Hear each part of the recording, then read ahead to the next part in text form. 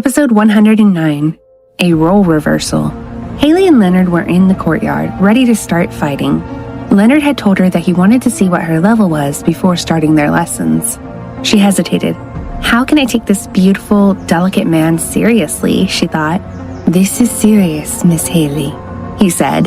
The stern expression on his face reminded her that she shouldn't judge him by his looks. They faced each other and the fight began. She soon realized that he was much tougher than he looked, and she felt silly for judging him by his appearance. Brad had chosen him to train her, so she figured that he had to be good.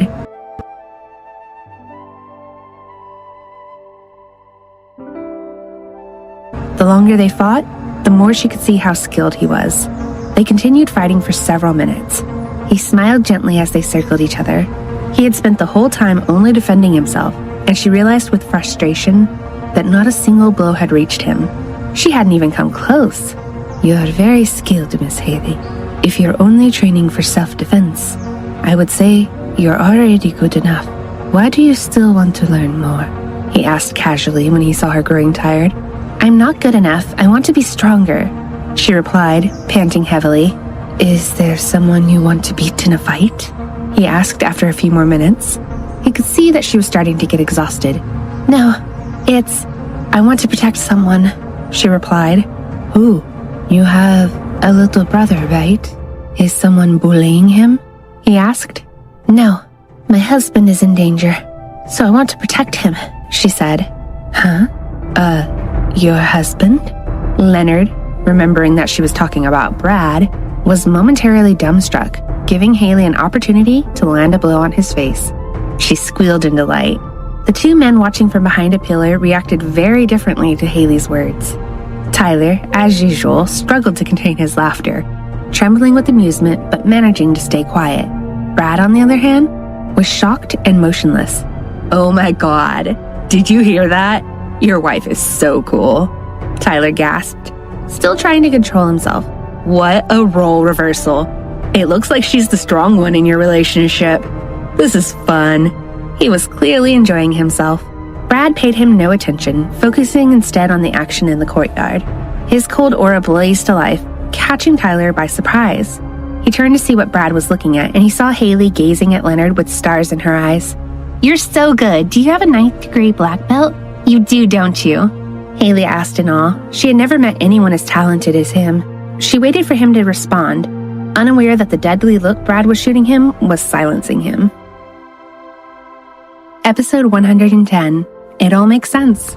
Tyler, noticing how much Leonard was struggling under Brad's cold gaze, scratched his head. He knew that Leonard couldn't handle Brad's pressure and had nearly had a nervous breakdown because of him.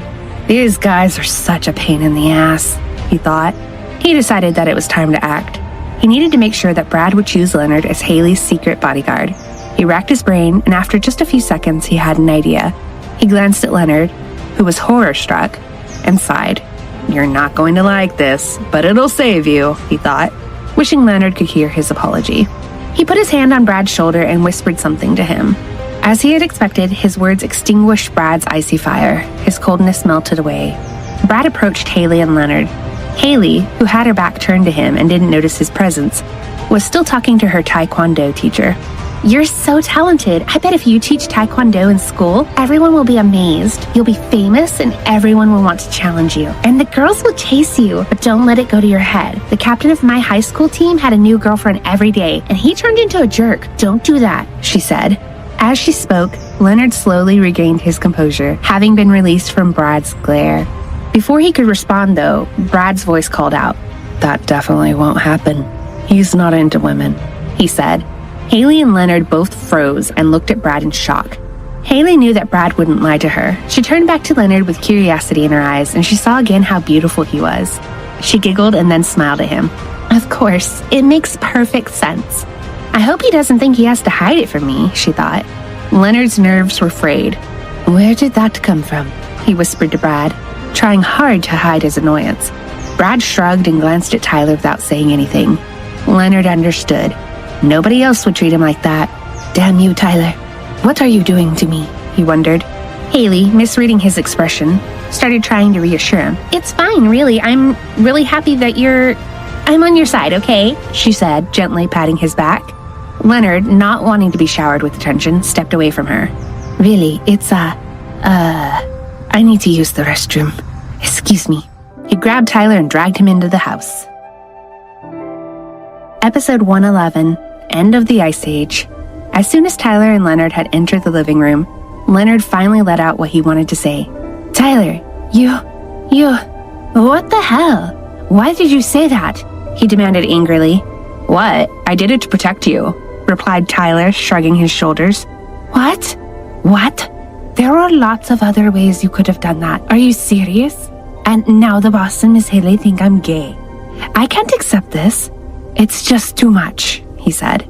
Easy now. This is the only way you can stay by her side without being under any pressure from Brad. And besides, if I hadn't told him you were gay, there was no way he was going to let you guard her, Tyler explained. Tyler's words somehow calmed Leonard. However, the thought that both Brad and Hailey now believed him to be gay didn't make him very happy. As if he had read his mind, Tyler said, You don't have to worry. I'll tell them to keep it a secret. What? Shut up. You don't know how I feel, he retorted. Leonard, listen. Your job isn't very straightforward, so I have to do everything I can to avoid anything that could disrupt what I've planned, Tyler said, and his sudden change of tone silenced Leonard. He was aware that anything Tyler wanted to happen would definitely happen. He knew that Brad was the only person who could reverse any decision. So he already knew he was doomed the moment he had heard what Brad said to him in the garden. I know you already understand how important that woman is. You must protect her at all costs. It would be a huge problem if anything bad happened to her. And well, the truth is, I can't even begin to imagine what that monster would do if that were to happen. So don't ever think about slacking, okay? Tyler's voice was as serious as it had ever been, and the expression on his face matched his solemn tone. Leonard knew that every time Tyler behaved in this way, he meant business. Slacking? What makes you think I would ever neglect my duties? Leonard replied, which only caused a smirk to flash across Tyler's face. And that's why I chose you, didn't I? Let's go back outside. You still have things you need to teach her, right? Tyler said nonchalantly as he began to walk away, infuriating Leonard even more. I always do my job, but I will not forget this, Tyler, he said. Yeah, said Tyler over his shoulder. Meanwhile, outside, Brad and Hailey were chatting. You seem very fond of him, Brad observed, and Hailey nodded her head enthusiastically. Yeah, he's really amazing. I didn't think you would hire such a great teacher for me. He's so talented, but I'm so looking forward to the day I can finally beat him. She laughed. What? Beat him? Brad repeated as he stared at her. Don't tell me the excitement in her eyes is actually because she wants to beat him one day, he thought. Yes, but now that I could beat him to the punch in the first time itself, I am not quite motivated, she said. Why? He asked. Because what if I am indeed stronger than him? He is slender, so naturally I have the advantage. How am I going to learn anything if I beat him in the first class itself? She explained. Brad just looked at her wide-eyed and very quietly said, You haven't seen the half of his talents. Hailey thought about that for a moment. Okay, if I manage to reach his level one day, will you let me protect you? She asked. She looked at him with bright, pleading eyes, and because he was simply incapable of refusing her anything, he just nodded. She was very persuasive, and his positive response provoked such a joyful reaction. Just you wait, Brad. I'll get stronger in no time, she said with energy and enthusiasm, as she raised her fists like a superhero. But to her surprise, and without warning, he lifted his hand and began carefully brushing aside a damp strand of hair on her face. Brad's sudden gesture made Hailey's hand slowly fall to her side, and she began to turn pink. It was just a simple thing, but her heart started pounding as she watched him as he quietly focused on what he was doing. At that same moment, Tyler and Leonard came back outside and immediately stopped when they saw what was unfolding in front of them. Leonard was dumbstruck by the romantic scene before him, simply because this was the first time he had ever seen his boss appear soft and gentle.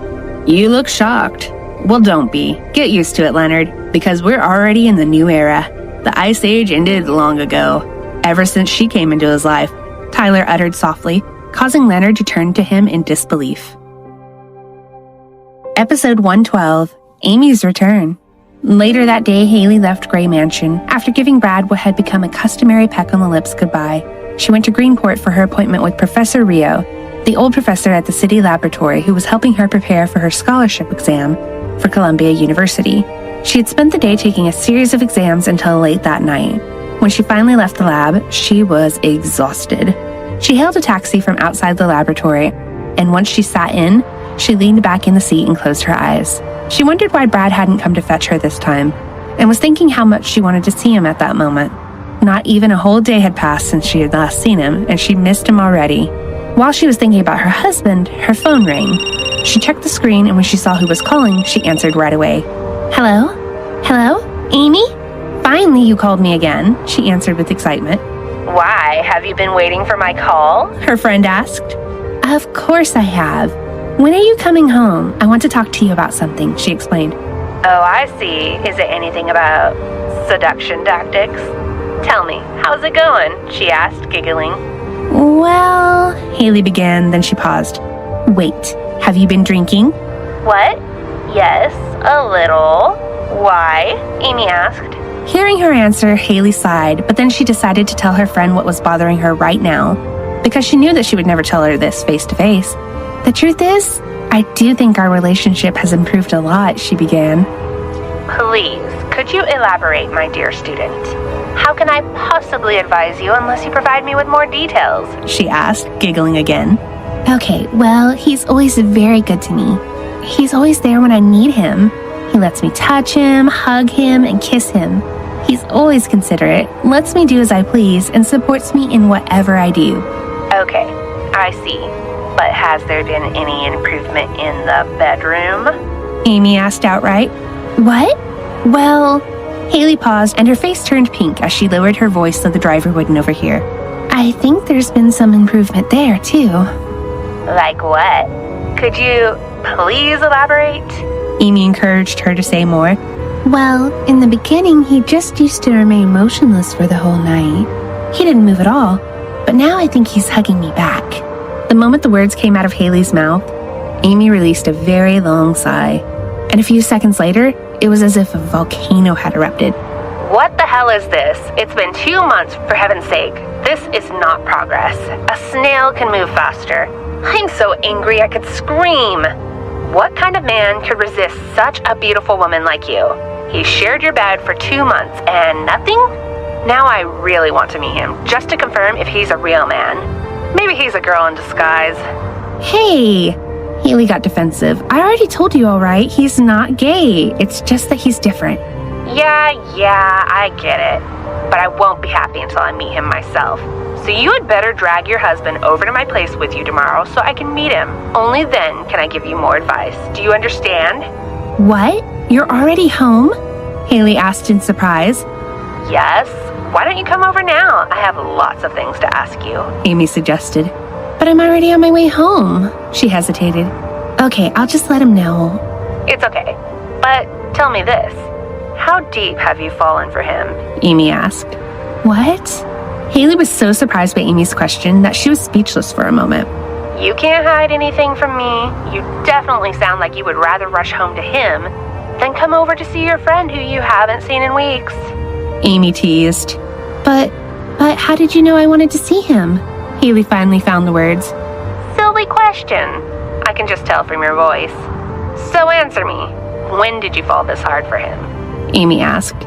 But Hailey had stopped listening. She sat there with her mouth slightly open. "But when did I? Have I really? How did she know?" she wondered in shock. Episode 113. Answer these questions. Amy's questions silenced Hailey for a long time. She hadn't thought about it before. She was aware that she liked Brad very much, but she hadn't thought about falling in love with him. Not yet anyway, and not so soon. She didn't know what to think or say. Instead, she just kept asking herself the same question. Am I in love with him? Is it possible? Do I love him? Meanwhile, on the other end of the phone, Amy realized what Hailey's silence meant. She decided she would try to get an answer from her friend. Her original plan had been to ask her when they finally met, but now she was so curious that she couldn't wait a second longer. At the same time, Amy knew her friend well. She had known her since high school and had observed closely how she behaved around others. She had been the cool type of beauty who had never shown much interest in boys. She was always kind to the girls, but the boys were kept at an arm's distance. For For this reason, Amy knew that Hailey was a complete novice when it came to understanding romance and matters of the heart.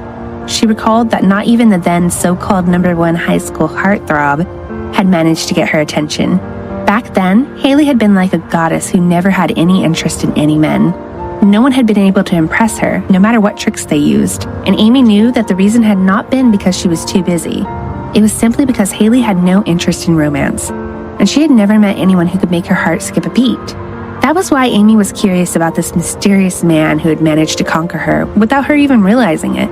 If it was true that Hailey had indeed fallen for him, then Amy definitely needed to meet him to know exactly what kind of man had captured her heart. So, she began her interrogation. Okay, Hailey, now listen.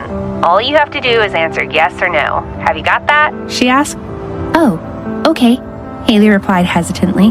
Question number 1. Do you always want to be with him? She asked. But before Hailey had a chance to respond, Amy continued with her rapid-fire questions without giving her the chance to react. Do you always find yourself staring at him? Do you always think about him? Do you care about him? Do you think his smile is the cutest thing in the world? Do you worry about him more than yourself? Does your heart skip a beat when you're around him? Are you willing to try new things for him? Is he the person you think about first when everything else is rough? Are you comfortable around him? Do you feel safe when you're with him? Are you entertained by his childhood photos or stories? Do you feel like you just love everything about him? Are you attracted to all his quirks and strangeness? Amy asked quickly before eventually pausing for breath. And finally, she asked, Do you miss him as soon as he leaves? After Amy's seemingly endless questions, Hailey just gripped her cell phone, but no words came out of her mouth. She was struck dumb and she couldn't reply. Amy continued, If your answer to most of those questions is yes, then congratulations, my dear. You've fallen in love. When Hailey still didn't respond, a smile crept over Amy's face as though she already had her answer. Okay, it's already late and I'm really tired after my trip. But I'll wait for you and your man in the usual cafe tomorrow. Don't you dare show up without him, okay? She added before she finally ended the call. Episode 114, Stickers and Cats. After Amy ended the call, Hailey's brain replayed her questions, while her memories and feelings toward Brad answered each question with a solid yes. In the end, she realized what Amy had already said out loud to her, and she put her head in her hands. At that moment, Hailey started to be aware of all the unfamiliar feelings inside of her. She felt as though she had been ignoring these emotions and burying them deep inside. As she started to acknowledge them, she began to feel like she was soaring above the clouds. She was still holding her cell phone, and when it beeped, signaling a message, she was suddenly awakened from her thoughts. She assumed it would be from her friend, but when she checked it, she saw it was actually from Mr. Clark. She opened it right away, and a photo appeared of Brad in the doorway at Gray Mansion, leaning on the doorframe, gazing out into the night. The image instantly brought a smile to her face, and as soon as she read the attached text, she felt a longing to be by her husband's side. A lifeless statue waiting for his wife to come home is about to turn into a gloomy scarecrow. In the living room at Gray Mansion, Tyler was tired and lounging lazily on the couch. He was watching Brad standing in the doorway, still in a sour mood because he had not been allowed to go and pick his wife up. He had been standing there for a long time now. He hadn't said a word or moved an inch, as though he was a robot programmed only to watch the door. "Please, Your Highness, come back home. It's only you who can bring this man back to life," Tyler whispered under his breath, and to his surprise, Brad suddenly moved as if he had heard Tyler utter the words. Brad lifted his cell phone, and Tyler realized that he had received a message on his personal cell, which meant that it could only be from his wife. However, as Tyler looked at him, Brad's brows knitted together in a frown, and he strode toward him with a dark look on his face. "Wait, could it be that there's trouble again?" Tyler thought, and he stood up. "What is it?" he asked. Brad thrust the cell phone under his nose with an astonished look on his face, and what Tyler saw only caused his shoulders to sag, and he sat down again. Tyler sighed. On the screen was a sticker of a gray and gloomy-looking animated cat that his wife had sent.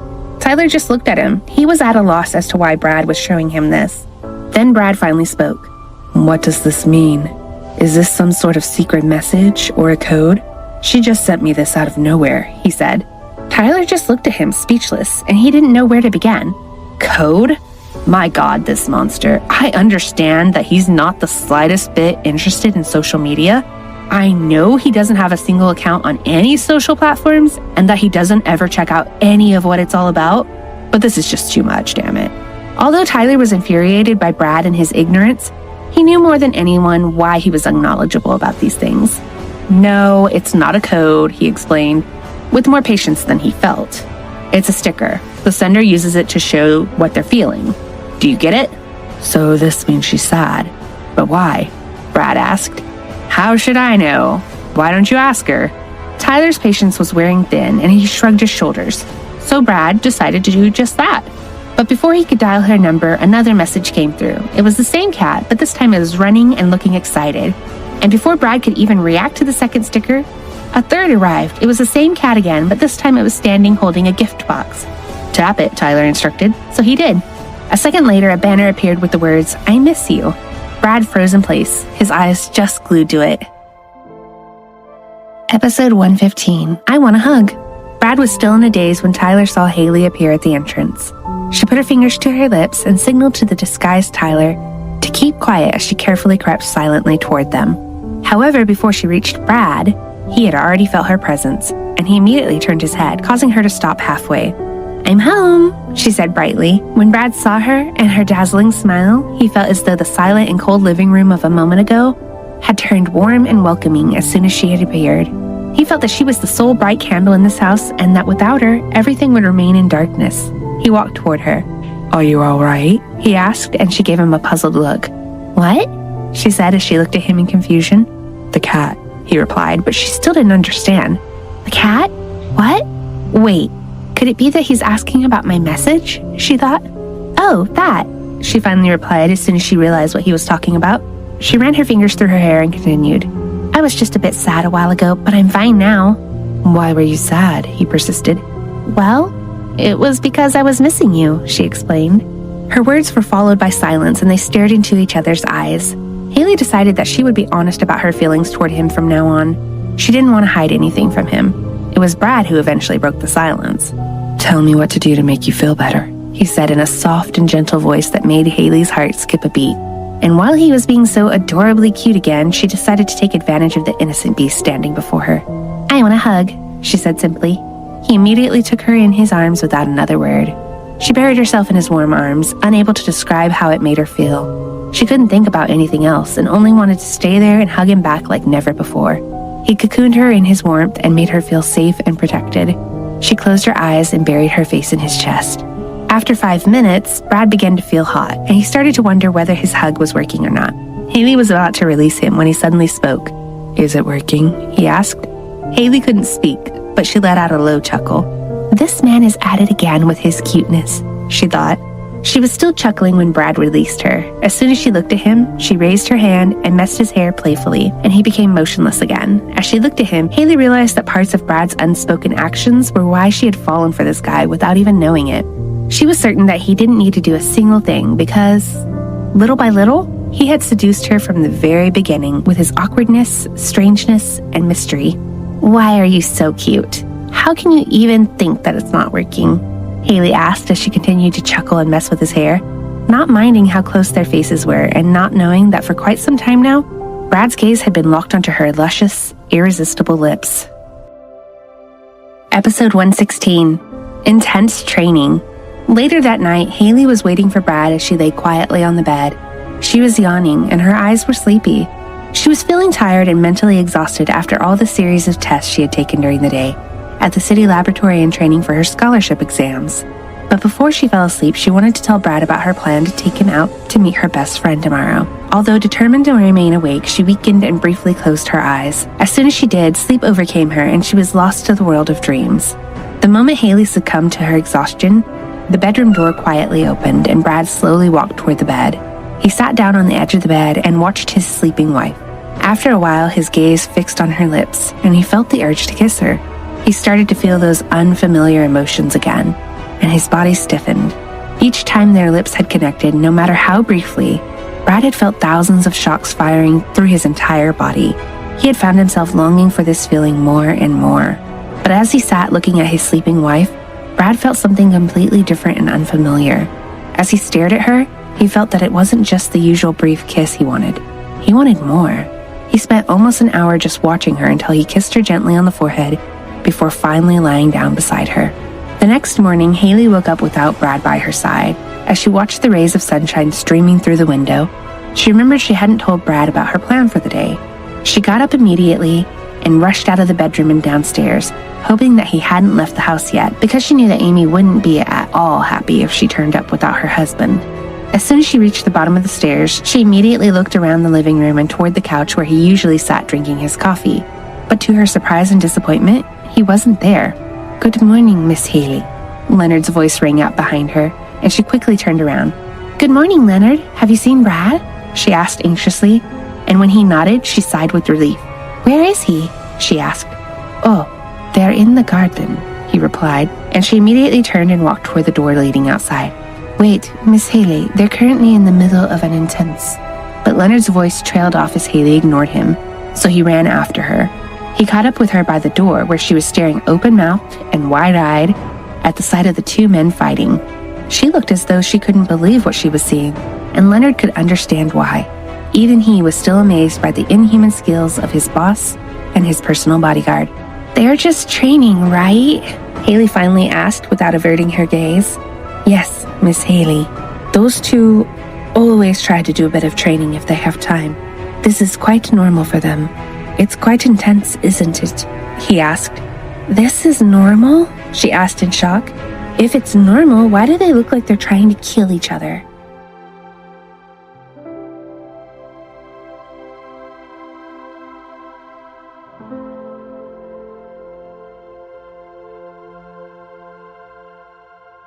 Episode 117, Stop the Fight. Hailey was having a hard time believing what she was seeing. Brad and Tyler were fighting ferociously, as if they were real enemies, which shocked her to the core. She had never seen any training like this, and it was hard for her to comprehend. The fight before her was like one of those unreal choreographed fights she'd only seen in action movies. Tyler even had a gun, and he was attacking while Brad seemed to be defending. Because no matter what Leonard told her, the fight just looked too real and too fierce. She could see how skilled Brad was. He was much more talented than Leonard, and she had thought Leonard better than anyone she'd ever met. At that moment, watching Brad fight was exactly like watching a vicious and deadly beast. She had never imagined his fighting skills would be this good, but Hailey thought that anyone watching might truly believe him to be a monster. And even though she was anxious watching the fight, she couldn't help but wonder how Brad's mask remained intact despite all his insane moves. But Tyler was like the evil villain from hell no one could defeat. He was overpowering Brad at every turn, but he seemed to be using underhanded tactics in an otherwise fair fight. "You can see how skilled Brad's bodyguard is, so you don't have to worry about him, okay?" Leonard whispered in her ear, interrupting her thoughts. His words reminded Hailey of what she had said to Brad about protecting him herself, and she felt embarrassed. As she continued to watch the two fighting men, her eyes widened in shock when Tyler locked Brad's arms behind his back and pointed the gun at his head. Her heart skipped a beat, and without a second thought, she ran toward them. She stood in front of Brad, and she started to try to pull the gun away from Tyler. "Please stop it, Mr. Clark. Please let him go. I'll do anything you want. Please, just let him go," she pleaded. Suddenly, the two men froze and looked at her. By now, she was on the verge of tears. Tyler loosened his grip on Brad, and Hailey immediately pulled him away and wrapped her arms around him in a protective hug. By the time both Brad and Tyler recovered from the shock, Tyler covered his mouth with his hand and tried to hold back his laughter. "Who is this angel flying in to protect her husband? This is killing me," he laughed to himself. Brad, meanwhile, was starting to redden as he was being hugged protectively by his wife. He hadn't expected her to show up suddenly and be so concerned, almost to the point of tears. But more than anything, he was shocked by his own feelings. He felt bad for her misunderstanding the situation and putting her through that in the first place. He felt guilty that she was worried about what she had seen and that it had upset her. But thankfully, he managed to come back to his senses the moment he saw his wife scowling angrily at Tyler. He put his hand on her head and began to caress her hair. "I'm sorry," Brad said softly, and she looked up at him, but before she could open her mouth to reply, Tyler spoke. "Miss Hailey, I'm very sorry for scaring you," he said. And when Hailey turned her head to look at him, he pulled the gun's trigger in his hand, and a stream of water came out of the muzzle. Hailey bit her lip and was immediately embarrassed by her naivety. She then slowly let go of Brad as she hesitantly turned toward Tyler, embarrassed but not sorry. But why did you both look like you wanted to kill each other? You even hurt him," she said. "It's because your husband won't train with me if I don't take it seriously," Tyler replied, and she looked over at Brad again. "Is he telling the truth?" she asked, and when Brad nodded, she looked relieved. "What is this, Miss Hailey? Do you think I'm the villain now? You don't believe what I say anymore?" Tyler said, looking hurt and disappointed. "Well, it's because you're scary," Hailey admitted. "What? Have you already forgotten who the real scary person is here? Isn't it supposed to be that man beside you? Tyler asked indignantly. Brad's not scary at all. Brad is adorable. How could he be scary? When they heard what Hailey had said, the three men, Brad, Tyler, and Leonard, all had the same reaction. They were all speechless, and the only sound breaking the silence was a noisy crow flying overhead. Episode 118, Dress Down to Head Out. Brad and Tyler were in Brad's study. Brad, I really don't need to tell you this, but it's still not safe today, Tyler said in a serious tone as he helped him with his mask. But isn't it always safe so long as you're around? Brad asked calmly. Stop putting so much pressure on me, Tyler complained. When do you ever feel pressured? Brad retorted. Hey, as I've said before, you're way too relaxed. I can always protect you, but there are still things that are beyond my control, he said. Are there? You... Tyler's voice trailed off and he sighed heavily. This man really is hopeless sometimes, he thought. Fine, just don't slack off while we're out, Tyler warned as he finally relented. Hailey was sitting on the couch wearing a casual yet cool outfit of jeans and a loose white t-shirt with sneakers. She had a plain black baseball cap in her hand. Brad 2.0 came downstairs wearing his lifelike mask, and as he approached, she stood up and took in his appearance. From his handsome masked face to his casual black suit, and she bit her lip. How does he do it? He always looks so gorgeous. But in this suit, he looks amazing, she thought. Hailey had decided to wear something more casual that would help her blend in more. She didn't want to attract the attention of any of the modeling scouts that lurked around Greenport. She had been harassed by them several times before, and she didn't want to risk it happening while she was with Brad 2.0. Besides, he had only agreed to drop her at the cafe. He would leave shortly after being introduced to Amy, as he had a business meeting afterward. The way he looked and how he was dressed, like someone important and sophisticated, made her feel dressed as casually as she was, as if she were his delicate bodyguard. But she liked the look of them together, him in his sharp black suit and her in her casual white t-shirt. Meanwhile, Brad was staring at her because it was the first time he had seen her with her hair pulled back from her face and tied in a ponytail. He liked what he saw. When he looked at her properly and noticed what she was wearing and the baseball cap in her hand, he asked, "Should I go and get changed?" "What? No, there's no need." Then she paused for a moment to think. The more she looked at him, the more she felt trouble looming. Looking at him and how striking he was, how handsome and irresistible, she was sure that there would be an uproar if she took him out in public. Hailey imagined the attention he would attract, and she suddenly became anxious that this would all be a little too much for him. After all, he wasn't used to going out in public. It was as if she were a manager, worrying over her precious celebrity client. "You have a business meeting later after you drop me off, right?" she asked. He nodded in reply. "Okay, wait here," she instructed him and ran upstairs. She returned with another baseball cap identical to hers a few moments later. She adjusted it and asked him to bend down so she could place the cap on his head. Afterwards, she took a step back and studied him from head to toe before asking him to remove his blazer. Brad just complied without a word. Hailey looked at him again. "I'm going to roll up your sleeves," she said. He nodded again without hesitation, while Hailey focused on rolling up his sleeves carefully. He remained motionless, watching her every move, unable to tear his gaze away from her. Episode 119, The World in His Hands. A beautiful young woman in a stunning red dress was sitting quietly in the corner of a cafe in the center of Greenport. She was extremely attractive with alluring eyes and a flirtatious manner, and she oozed natural charisma. She was one of those women who could seduce a man with a single glance. Amy wasn't as beautiful as Hailey, but her powers of seduction were incomparable. The other customers in the cafe couldn't resist staring at her. When confronted with her enigmatic charm, people were helpless and gazed at her as if bewitched. But Amy was completely unaware of the attention she was attracting from those around her, and was deep in thought. She was concentrating on how best to approach her friend's dilemma, and how she would find out what was wrong with her man. Amy knew her friend was beautiful inside and out, and she couldn't fathom how any normal man would be able to resist her.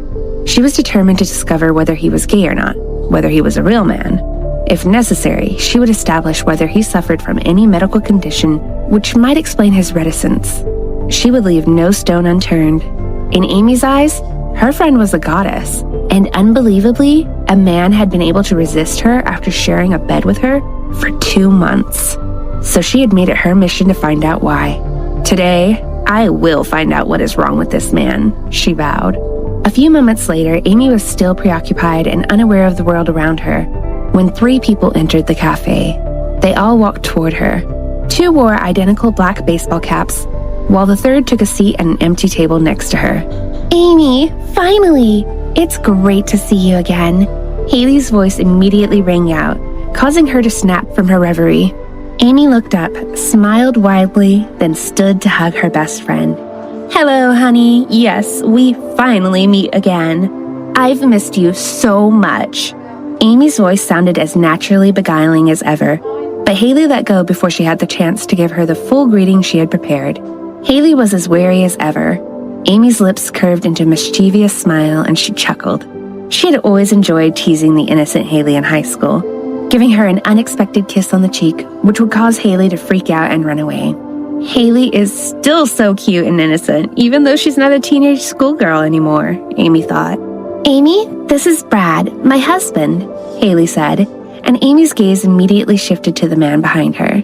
She took one look at the gorgeous man standing behind her friend, and as soon as she lay eyes on him, her unbreakable composure and boundless confidence faltered for a moment.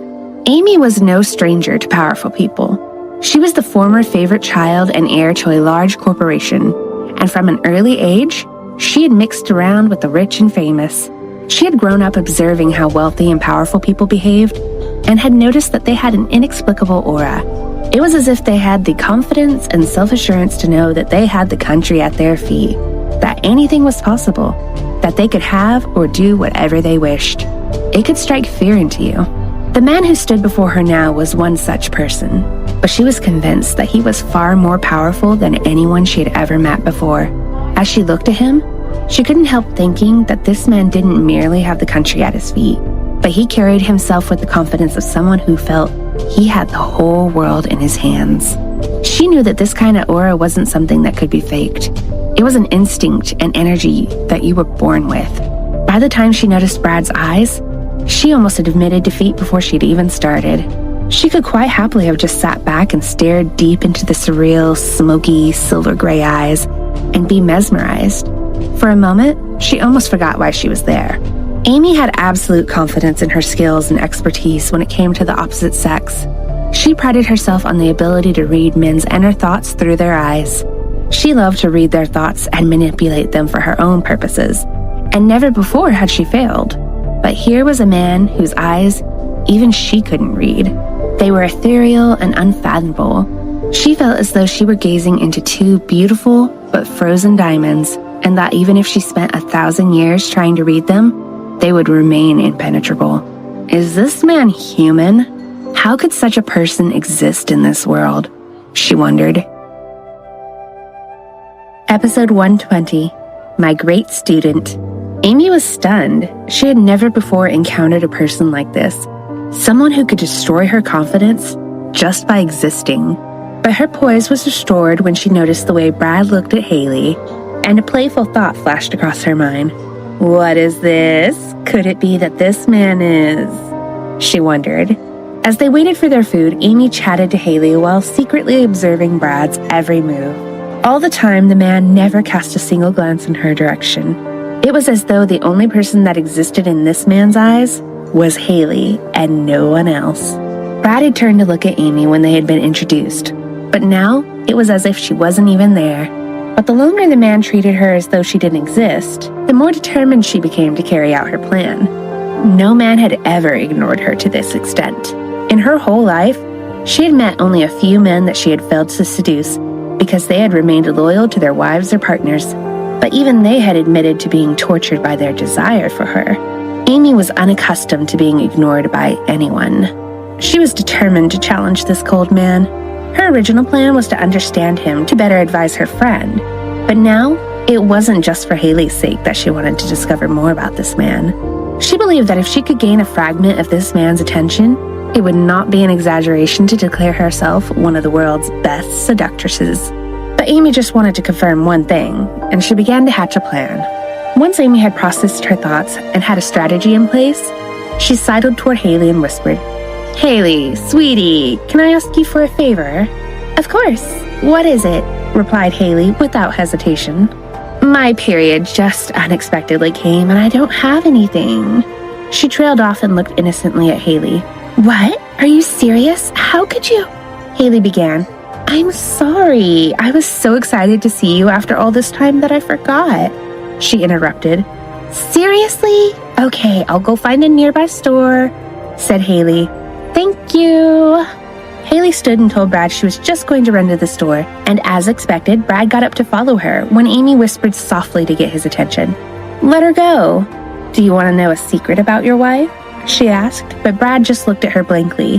His face showed no emotion, and it was as if he couldn't see her. However, Amy stood and moved closer to him. She knew through experience that the most trusted seduction tactics on someone you have just met are the power of eye contact and the power of touch. She had already decided that eye contact wouldn't work, as she knew she would never penetrate those silver diamond eyes. So the power of touch was the only option left open to her. She was confident that this would work. It had always proved effective before, and her friends had also said that it always produced positive results. So, without a second to waste, Amy began.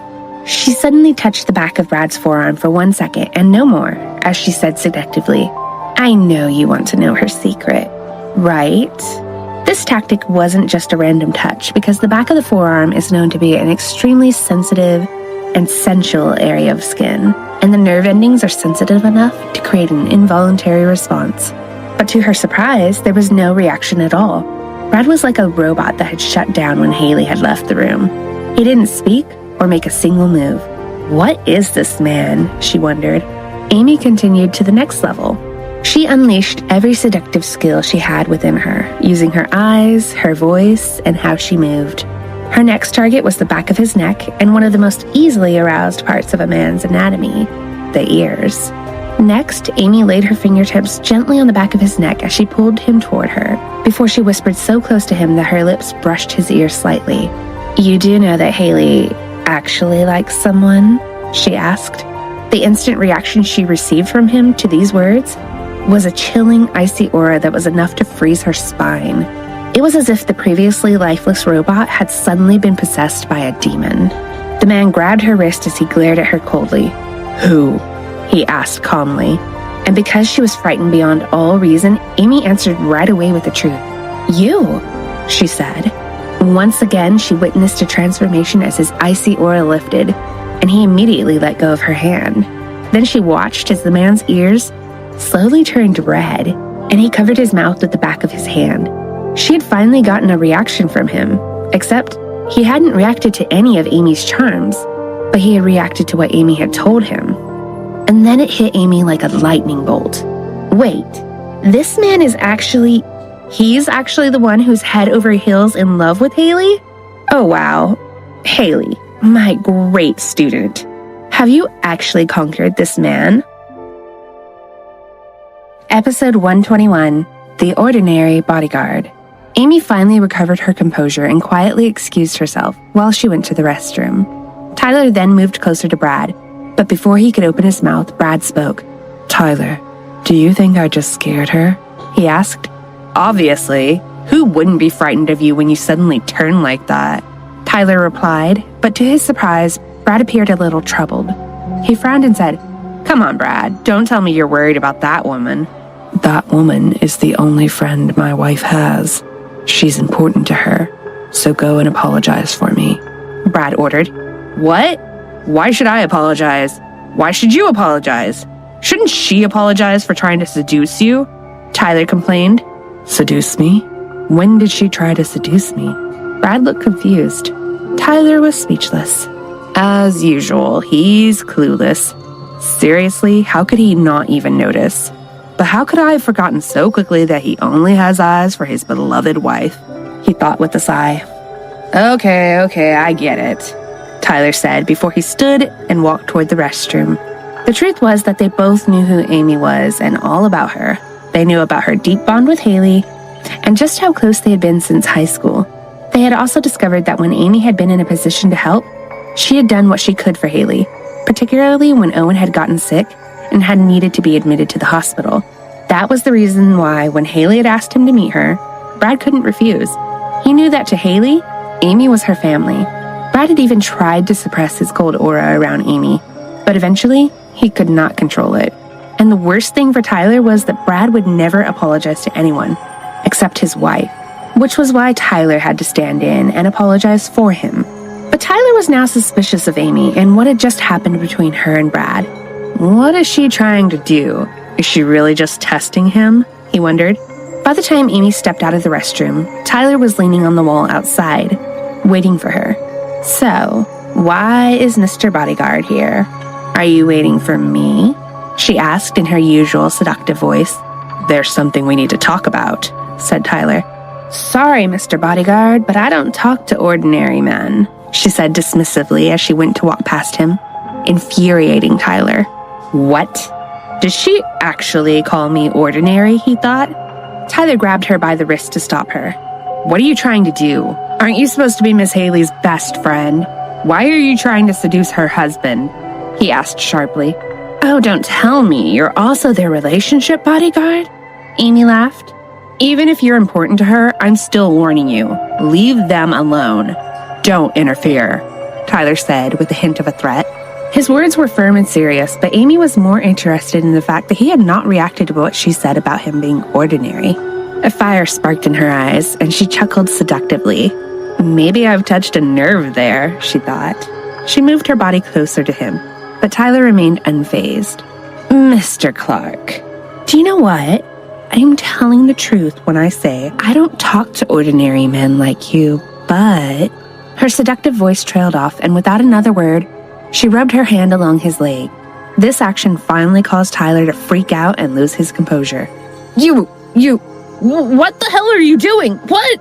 He cried out. He couldn't even finish what he was saying as the woman's hands began to massage his inner thigh. Tyler finally, and he violently caught both of Amy's wrists as he pushed her against the wall. God! I can't believe Miss Hailey's friend is actually such an inappropriate woman, he raged. Tyler had obviously been completely shocked and flustered by Amy's move. At the moment, he looked like a young man who had been touched by a woman for the first time. The look on his face finally broke Hailey's composure as she roared with laughter. You look so tough, and yet you're so easily rattled. You're quite amusing, Mr. Clark, even though you're just ordinary looking, Amy said as she continued to chuckle. Tyler was exasperated. Why was this woman repeating the word ordinary over and over again? Shut up! Being ordinary is better than being inappropriate, such as you, he fumed. I'm actually getting to like you more, Mr. Ordinary-looking bodyguard, she mused. I will never let a woman like you get close to Brad again, Tyler hissed. Amy laughed. You really are one hell of a bodyguard. Well, it's not like I have any intention of touching that scary man ever again. The fact that he didn't even react to my moves is enough. I'm sure Hailey will be happy with him. Her voice had dramatically changed from seductive to a simple, soft voice. She was still laughing, but Tyler could hear a glimmer of sincerity in her voice, and he finally let go of her wrists. You're saying you just did it to test him? Tyler asked, and Amy just sighed as she shrugged and shook her head. Well, you can't blame me. I was worried as soon as she told me she suddenly got married out of nowhere. Truth be told, I didn't trust your boss at all before this, but now I'm relieved. Since he didn't react toward me, then I'm sure no woman could steal him away from my darling Hailey. But still, weren't your methods a bit extreme? He's still your best friend's husband, and he's still a man. What if he had reacted? Mr. Clark asked, and Amy's eyes turned sharp as daggers. Episode 122, Testing Tyler. Don't you think you went a bit too far? He's your best friend's husband, and he's still a man. What if you had gotten a reaction out of him? Tyler persisted. When she heard these words, Amy's seductive eyes turned fierce as she answered him.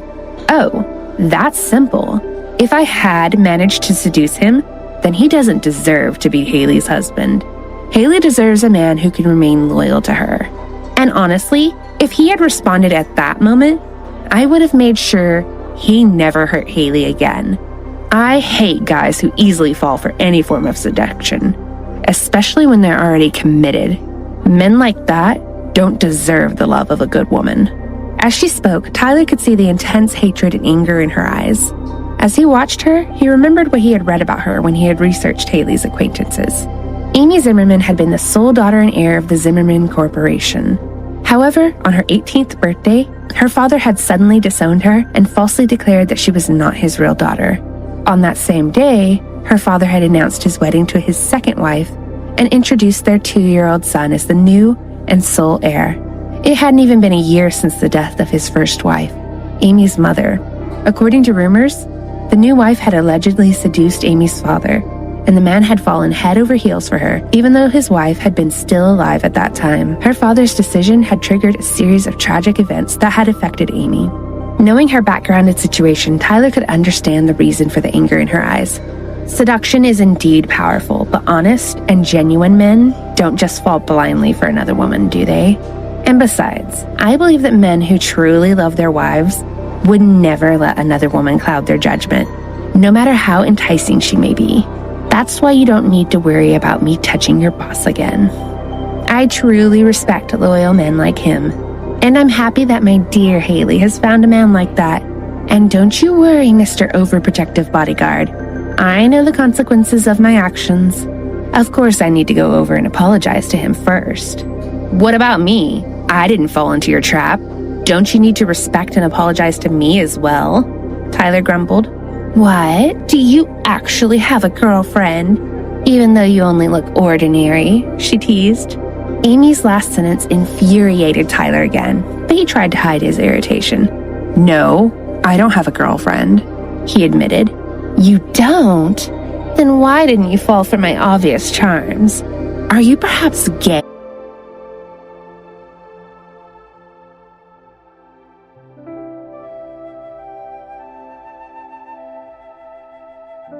By any chance? Amy asked. You? Tyler began to get angry again. You can't blame me for asking. You're single, right? You don't have any reason to resist me, she reasoned. It's quite simple. Women like you just don't appeal to me, Tyler finally retorted, and he began to walk away. Amy's eyes narrowed, and then she chased after him. You're lying. How dare you say that to me? You're just an ordinary, unattractive, and overprotective bodyguard. Quiet, little Miss Inappropriate. We don't want another scene, do we? The food arrived and the four began to eat. Hailey and Brad were seated on one side of the table and were wrapped in their own world, just enjoying being so close together.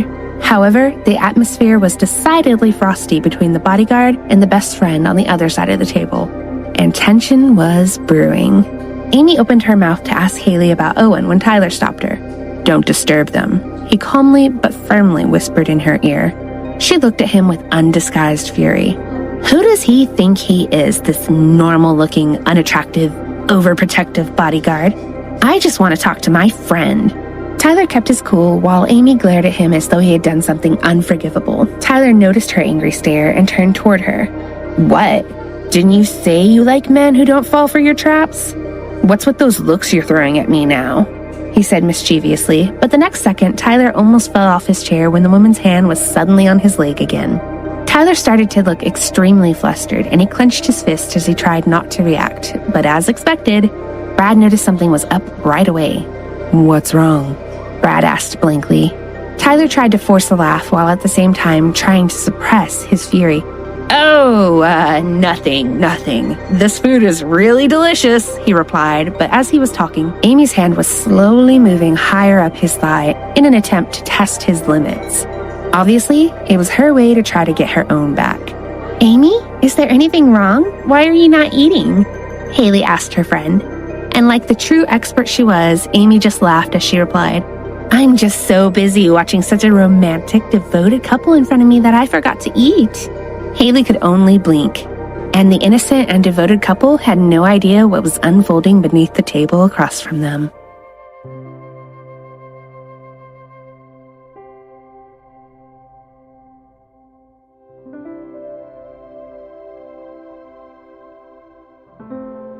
Episode 123, Shut Up, Tyler.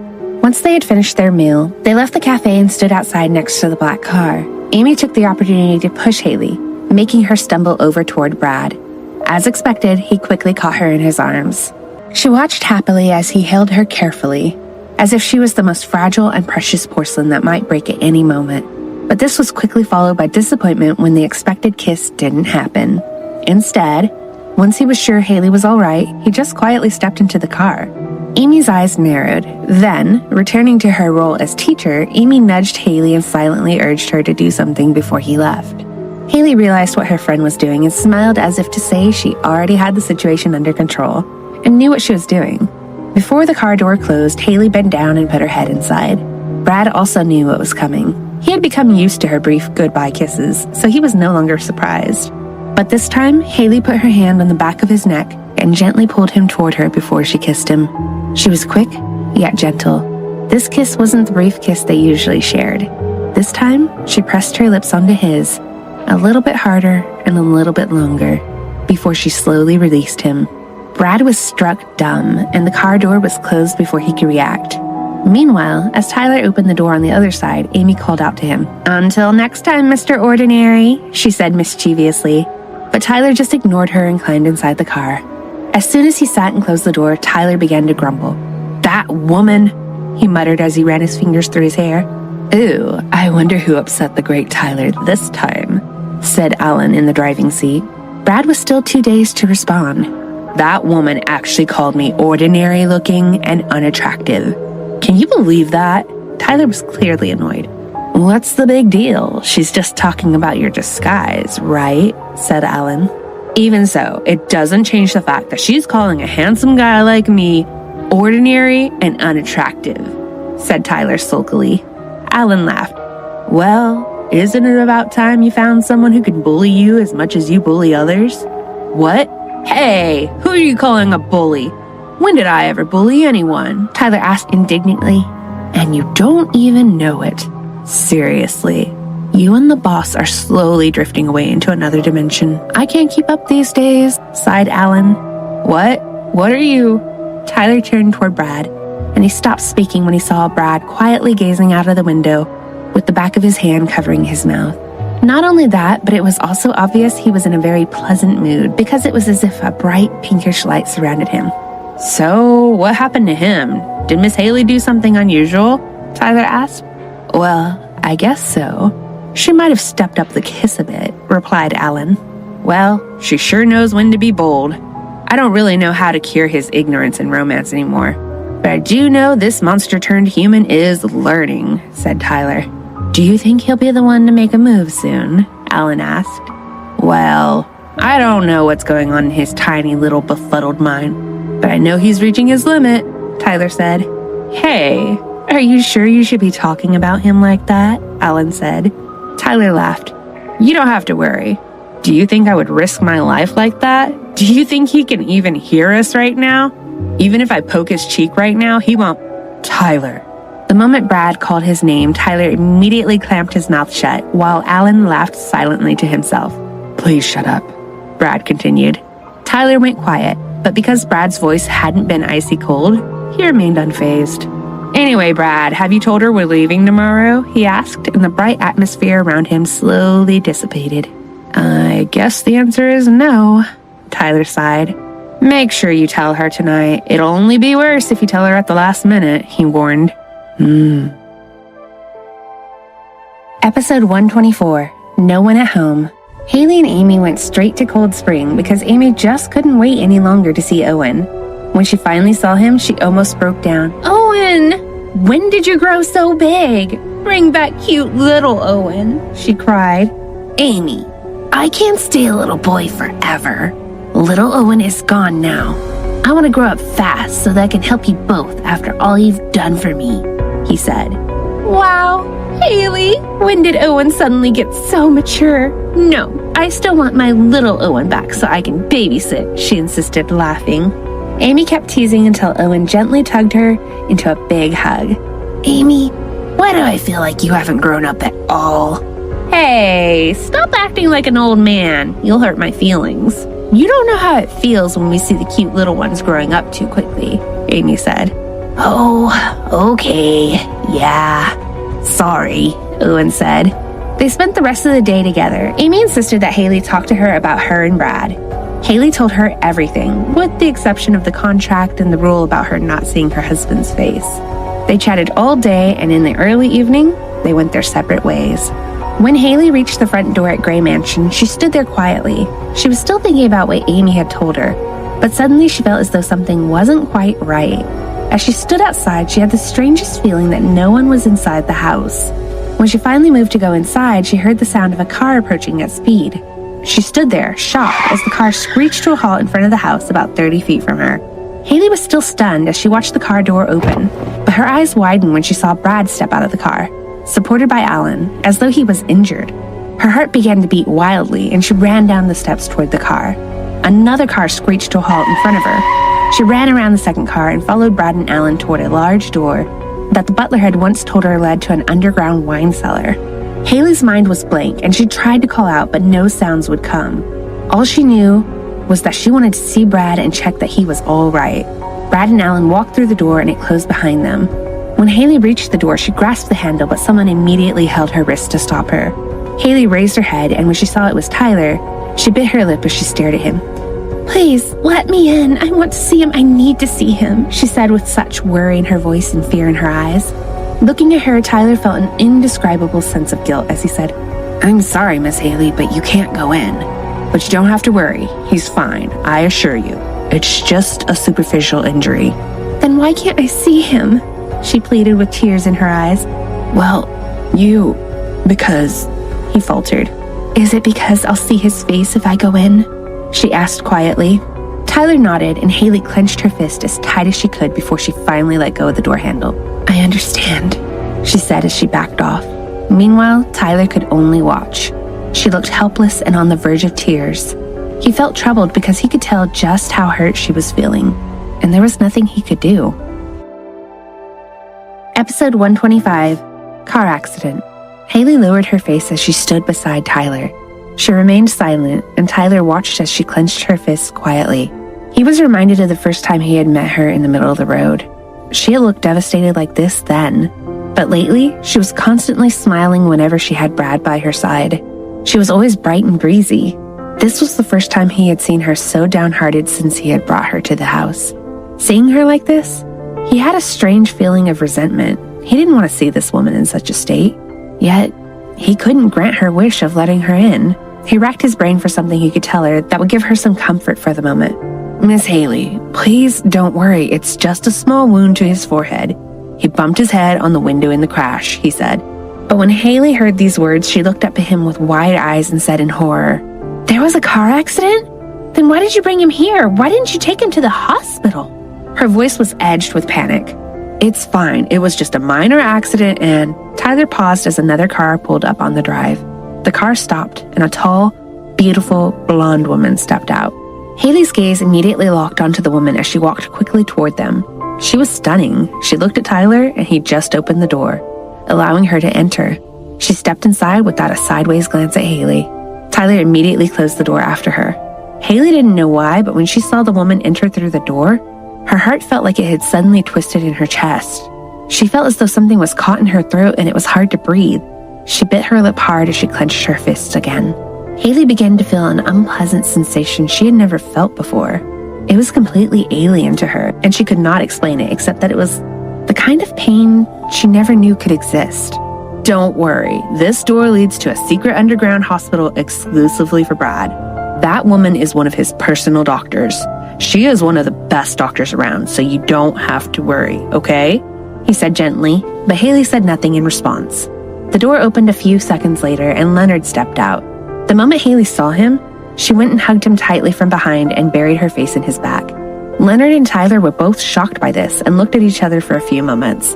Then Tyler realized that Hailey had just needed comfort and that she had hugged Leonard, believing him to be gay and therefore not a threat to her relationship with Brad. Tyler breathed a sigh of relief. He didn't know how to comfort her, so he realized it was a good thing that Leonard had shown up when he did. Leonard, on the other hand, wasn't looking fine at all. He was looking extremely uncomfortable. He looked at Tyler with pleading eyes, asking for some kind of assistance. But Tyler just gestured for him to comfort Hailey before he disappeared through the door, leaving Leonard wondering how best to behave in this awkward situation. Leonard finally managed to calm himself and stop panicking, and he began to speak softly to Hailey. "Brad really is fine. He just hurt his forehead. He's undergoing some tests to make sure he wasn't hurt anywhere else. Let's just wait for a moment, okay? You can go in after a few minutes." Leonard tried his best to be as gentle and comforting as possible. Episode 126, The Green-Eyed Monster. Brad really is fine. He just hurt his forehead. He's just undergoing a checkup to make sure he isn't hurt anywhere else. Let's wait for a moment, okay? You can see him soon, Leonard said. When she heard his reassuring words, she forced herself to speak. Is he really all right? She asked without letting go of him. She spoke softly and quietly, and Leonard knew just how worried and hurt she was, just by the sound of her voice. Do you really think I'm lying? He replied softly. She became silent for a moment before she finally let go. When he turned around and saw the distress etched on her face, he almost wanted to fling the door wide open for her. Instead, he just took off his coat and gently draped it over her shoulders. Are you all right? He asked, even though she was obviously far from all right. But Leonard himself was on the verge of a panic attack and didn't know what to do for the best. Leonard, can you take me somewhere? I don't want Brad to see me like this. We'll come back as soon as I feel better. Leonard could only nod. Moments later, Leonard was driving with Hailey toward Greencourt. She had said she just wanted to spend some time with her friend. And the moment they stopped in front of the apartment building, she immediately got out of the car without a word. Leonard followed her, but when he saw her hugging the woman who had come down to meet her, he leaned on the wall and decided to wait for her outside. Meanwhile, Amy was surprised when Hailey hugged her so tightly. She knew that when Hailey was like that, she felt helpless or had been hurt. Hailey wasn't weak, and no matter what life had thrown at her, she had faced it with strength, so it was rare to see her behave like this. Amy and Hailey rode the elevator up to Amy's apartment and sat on the couch together. Hey, are you going to tell me what happened? Amy asked gently as she rubbed her friend's back. Hailey didn't answer, and Amy's face creased with worry. Tell me what happened, she asked again. Amy, I don't know. I feel really awful. I feel like my heart is being twisted, she replied.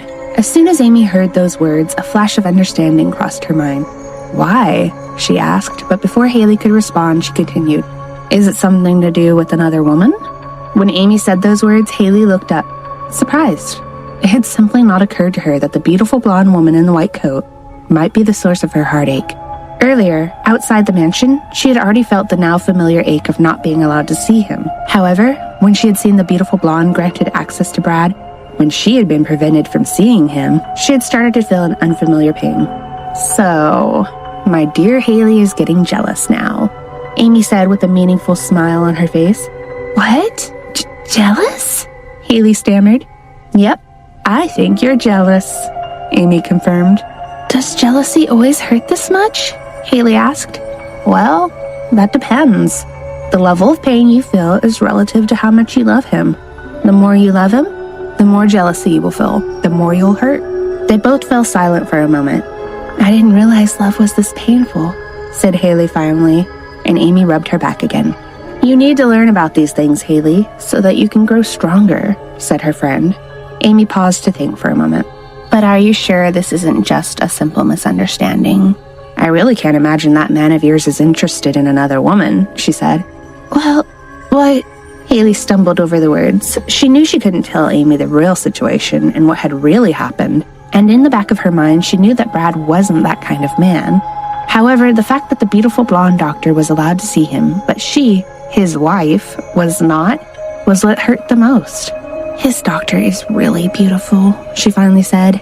Amy just smiled brightly and said, Okay, I know a good way to help you feel better. She disappeared into the kitchen and returned with a glass of beer in each hand. Here, let's have a drink. After this, you'll feel better, Amy said, and Hailey accepted a beer. Amy was actually planning something to punish Hailey's husband for making her friend jealous and hurting her like this. And because of all the reports she had heard from Hailey about him, Amy could now tell what kind of man he was and just how to throw him off his rhythm. Then Amy remembered that he had asked his wife to teach him how to French kiss, and Amy smiled as she began to hatch a plan. An hour later, after a few glasses of beer, Amy borrowed Hailey's phone and sent a message to Brad. Come and fetch your wife. She's drunk. Only a couple of minutes had passed when there was a knock at the door. Amy opened the door to a gorgeous young man. She smiled seductively at him and looked him up and down. Oh, Leonard, come over here, Hailey called out as soon as she saw him. Leonard's eyes widened in shock when he saw that Hailey had been drinking. Did Brad send you to fetch her? Amy asked, and he just nodded. Amy, you better not touch that man. He's not interested in women, Hailey said, giggling, and Leonard quietly cried inside. What? Okay, I get it. Well, you better take her home now. We can't keep her husband waiting, right? Amy said to Leonard. He nodded before he went over to help Hailey onto her feet and support her to the front door. As she walked past, Amy whispered something in her ear. Don't forget what we talked about, okay? You have to teach him tonight, no matter what. Do you understand? She asked. Yes, I understand, Hailey mumbled. Episode 127, It Will Only Get Worse. Brad was at Gray Mansion enveloped in darkness, as though he was a completely different person from the soft and fluffy version he had been when they had left Greenport, just after Hailey had kissed him. An hour previous, once the doctor had confirmed that Brad was fine, Tyler had immediately told him about Hailey and how distressed she had been. When Brad had heard that his wife was hurt and upset, he had immediately walked out to meet her, only to discover her gone. Leo had been waiting outside and told Brad that she had asked Leonard to take her somewhere. He explained to Brad how Hailey had seemed and what she had said before they had left, and Brad had become even more concerned. As his anxiety and coldness increased, Leonard had called him to tell him his wife was with her friend. Brad had asked him if she was okay, but Leonard had replied honestly and said that she had looked heartbroken. Brad had gripped the cell phone in his hand as though he wanted to crumple it. Brad had waited in the dark and cold until he finally received a message from Hailey's cell phone. Come and fetch your wife. She's drunk. As soon as he had read the message, he had stood to leave, but Tyler was already standing in the entrance, blocking his way, as though he had anticipated what he was about to do. You know I can't let you go, Brad, Tyler said, staring at him with a burning intensity as if he was a guardian from hell ready to chain him up if necessary to prevent him from leaving the house. At that moment, with just a single glance at Tyler, Brad knew it would be impossible to get past him. You can wait here for her. I've already told Leonard to bring her home, he continued, while Brad just stood there like a 1,000-year-old frozen statue in front of him. Brad didn't speak for a long time. He stood there unmoving, not just because of what Tyler had said, but because he knew he was right. He knew that if he insisted, something might happen while he was with her, which was the one thing he would never allow. He would never allow his wife to get caught up in the trouble that was chasing him. He had no choice but to wait. Finally, Brad opened his mouth to speak.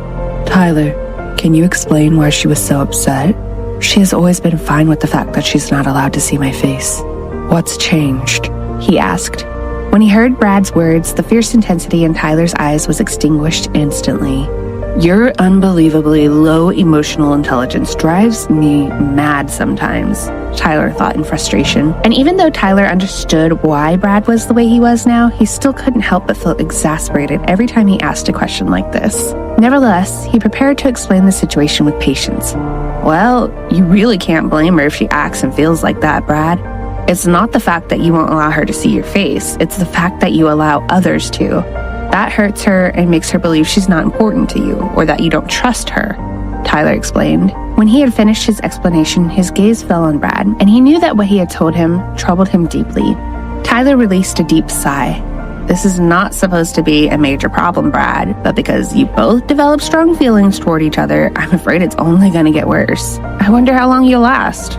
After a long silence, Brad opened his mouth again. And then tell me, what am I supposed to do?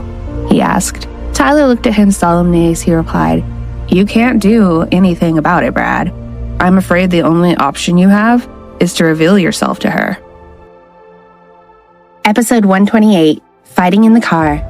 You can't do anything about it, Brad. I'm afraid the only thing you can do is reveal yourself to her.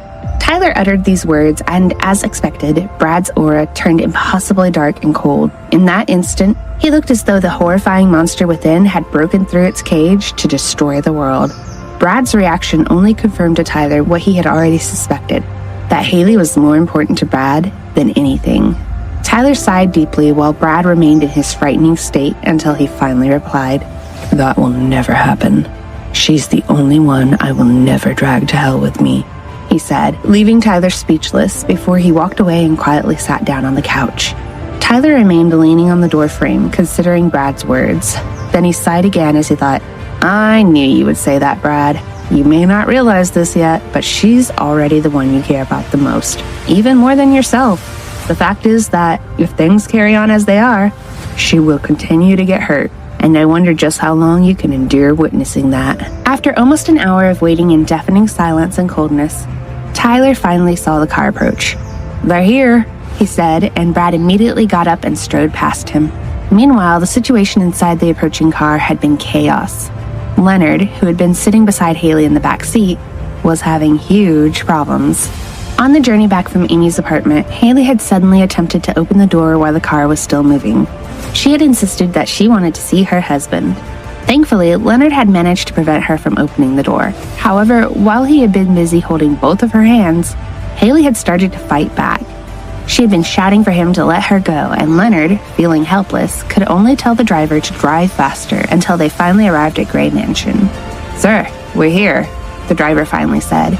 But at that moment, Leonard's head was pinned hard against the car door by Hailey. She was holding his collar firmly and challenging him to fight her.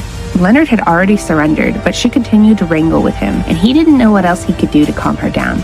"Miss Hailey, we're here. You can get out now," Leonard said with his face squashed against the glass window. But Hailey just smirked, emboldened by the beer and intent on teasing him. "What's this, Leonard? Are you actually afraid of me?" she asked. Leonard was at a loss about what to do and looked to the driver for help. "Please, go out and open the door for me," Leonard said to the driver, who immediately got out of the car and walked around to do as he was asked. Nobody noticed the two approaching men. The moment the driver opened the door, Leonard, who had been struggling against it, fell out onto the driveway, and Hailey, because she was holding onto his collar, was dragged with him. As they tumbled out of the car, Leonard hugged Hailey to protect her, so that when they fell to the ground, she landed on top of him. The two men who had just arrived looked on in amazement. Brad and Tyler had witnessed the whole thing happen. Tyler immediately turned toward Brad, but as expected, his reaction turned dark and sour as his gaze was fixed on his wife being hugged by another man, even though he thought that man was gay and no threat. "Oh, so sexual orientation doesn't make a difference to your jealousy, does it?" thought Tyler. At that moment, Leonard felt an icy glare and he immediately removed his hands from Hailey. Meanwhile, Hailey rolled off of Leonard, picked herself up as though nothing had happened, completely ignoring the man who had served as her airbag, and started to walk away. Episode 129, More Beautiful Than the Moon.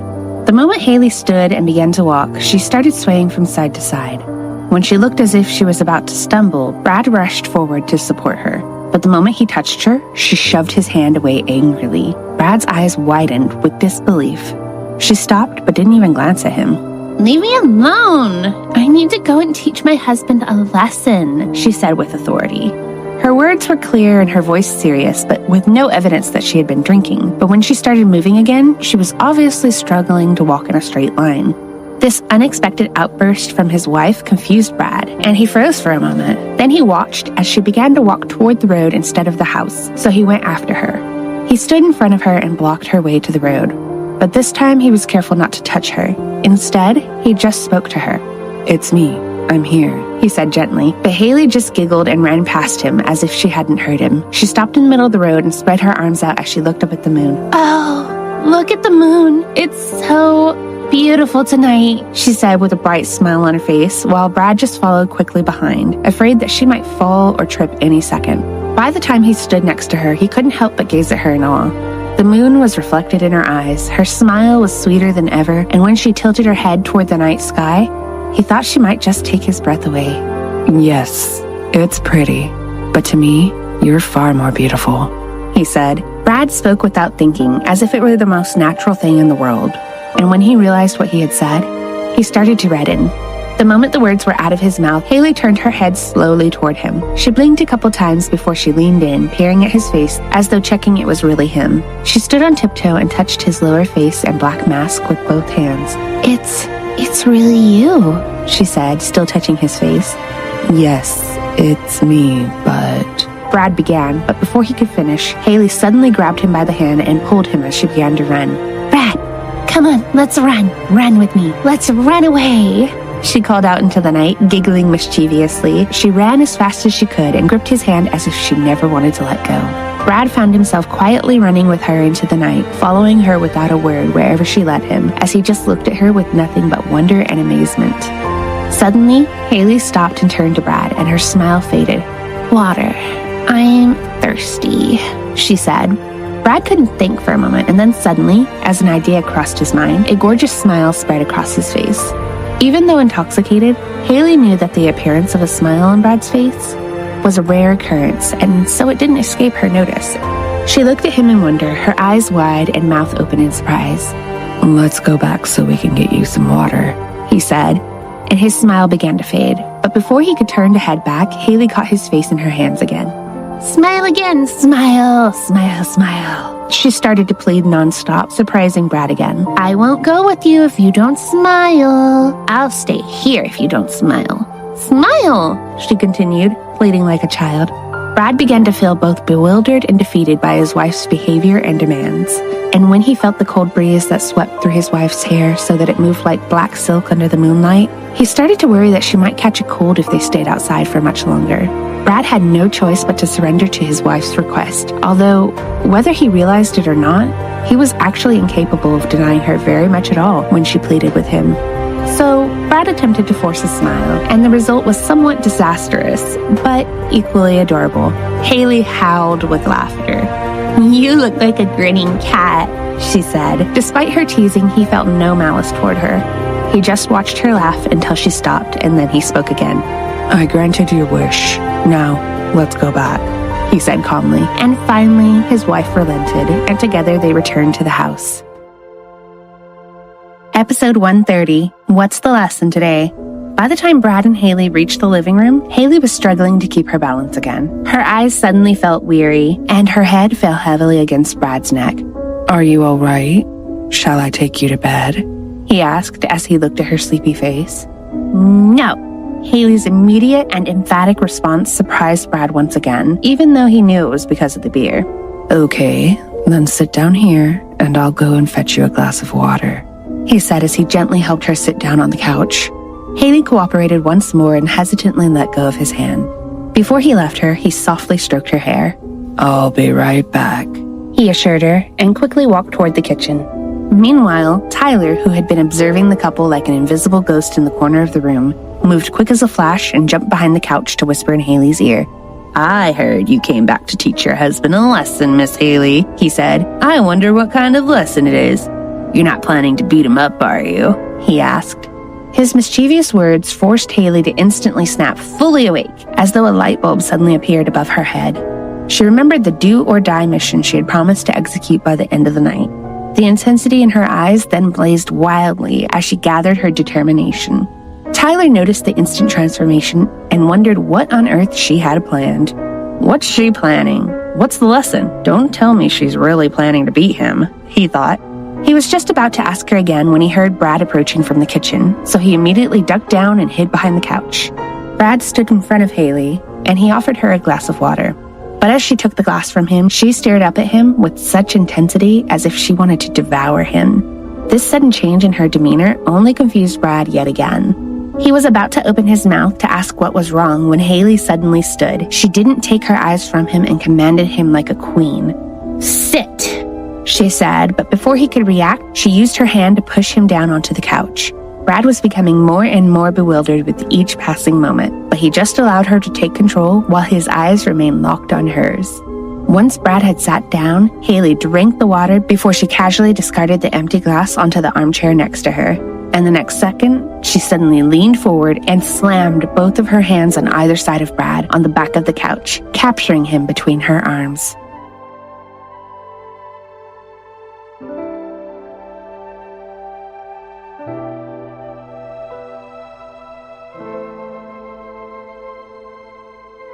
Episode 131, The Lesson. Brad was at a loss of words watching Hailey's hand strike the back of the couch. He had no idea what was going on. His eyes moved to her soft red lips. They still glistened with the moisture from the water she had just drunk. He started to blush and averted his gaze. The urge to kiss her was so strong that he could barely think straight. The only thing stopping him from kissing her right then and there was the fact that she was drunk. She wasn't in her normal state of mind. "Tonight, I'll teach you to French kiss, so..." Her voice trailed off for a moment before she pointed an unsteady finger at him and continued, "I want you to pay attention. 100%. Do you understand?" She was trying her best to sound like a strict teacher. His eyes widened in disbelief, then he looked away. "You're drunk. Let's do the lesson next time once you're Before he could finish speaking, Hailey raised her finger to his lips, silencing him. "Hush," she whispered. "A student must listen to their teacher." As soon as her finger touched his lips, he stiffened in shock. Before he had a chance to react, Hailey had wrapped her arms around his neck. She lifted one of her legs up and over his lap with surprising speed, then she lowered herself down, straddling him. He was frozen in place, as immovable as a statue. He tried to think of what to do, but his brain refused to work the way he wanted. It was as if his thoughts belonged to someone else. "Okay, this is the first step," she explained. "Look at me." She took her hands, placed them on either side of his face, and then raised his head so he was looking at her. Brad struggled to regain control of his senses. He felt as though she had taken complete control of him, body and mind. He was unable to move, speak, or even think properly. Before he managed to do anything, she spoke again. "Gaze deeply into my eyes." Her voice was soft, but seemed to strike into his heart like an arrow. He obeyed her every word as if he were under her spell. He was already staring deep into her bright eyes. They were filled with passion and spirit, and he was powerless to look away. She proceeded with her lesson. She wasn't wasting a single second. "Tilt your head slightly," she uttered. This time her voice was soft, like a soothing melody. Her face was so close to his that he knew she was saying something, but he couldn't quite make out the words. She continued by whispering one drawn-out word. "Close." She closed her eyes and brought their faces together before slowly pressing her lips against his. Hailey wanted to try explaining what was supposed to happen next, but she had already gone over it in her head, and this lesson was best learned through experience. Episode 132, First Kiss. First, do it light and slow. The words came to Hailey as she brushed her lips against Brad's. She kissed him innocently, but with passion. But her brain wasn't working very well anymore. She was slowly losing what little powers of perception she had remaining. Every thought fled from her mind as the feeling of burning desire started spreading throughout her entire body. She managed to remember the next step. Open your mouth and slide your tongue into your partner's mouth. As quickly as the words came, they disappeared, along with all the other thoughts in her head. The only thing left in her mind was the kiss. She remembered the video Amy had made her watch. She had been mindlessly following those steps before she lost all of her bodily control. Brad, on the other hand, hadn't reacted at first. He had remained as immovable as a statue, with his eyes locked onto Hailey's beautiful face, her luscious lips, her alluring eyes. The moment her lips had brushed against his, everything had begun to slowly spin out of control. Her slow, light kisses teased him, making him yearn for more. This desire obliterated every other thought in his head. He gradually closed his eyes and responded, mimicking Hailey's every move. He started to feel like her touch was driving him crazy. Whenever their lips met, he felt sparks igniting something deep inside him. The warm feeling spreading throughout his body turned into a blazing inferno as their soft and innocent kisses gradually increased in intensity. He could feel his heart fluttering abnormally for the first time. His temperature continued to rise the longer he felt her lips on his and her warm arms wrapped around him. He could barely think, and he was tempted to pull away before he lost all control of himself. Brad opened his mouth slightly as Hailey slid her tongue inside. He was surprised by this new sensation. He felt as though electricity was coursing through every nerve of his body. Her tongue lightly tagged his and then retreated back. It was teasing him. Hailey's power of seduction finally crumbled Brad's last wall of defense. He raised his hands slowly, grabbed her, and pulled her body closer. He kissed her with hunger and passion. Their mouths opened wider and he began to caress her cheeks. All he could feel was her warm skin, the bittersweet and minty taste of her mouth, and the wild beating of his heart. He felt as though he was drunk, and he didn't want this to end. He just wanted to kiss her like this forever. He never wanted to let her go. For the first time in his life, Brad felt lust. As he continued to kiss her, a part of his body that had been in deep hibernation for more than 2 decades finally awakened. Episode 133, Moment to Remember. Finally, Brad pulled away to catch his breath, and his eyes fell on Hailey's face. Her eyes were still closed as she panted heavily. She too was gasping for air. Their faces were so close that their noses were brushing against each other as their breath mingled together. He gazed at her with intense emotion in his eyes. He felt as though his world revolved only around her. The only thing he desired was to keep her in his arms, touch her, and feel her lips on his. A part of him had woken up that had been dormant his whole life. This strange sensation confused his already clouded mind. He was losing control. His hands, which were resting below her ears, began to move once more. He gently pulled her face toward him for another kiss. Before their lips could touch, Hailey's body suddenly went limp. Her head tilted to the side, and her arms slowly fell away from his neck. She had fallen asleep. Brad froze, his mouth still reaching for hers. He sat there without moving, still holding her face with both of his hands as he slowly opened his eyes. As understanding dawned on him, he heaved a long and deep sigh before he carefully rested her head on his chest. She started breathing slowly. He moved his arms to embrace the sleeping woman on his lap.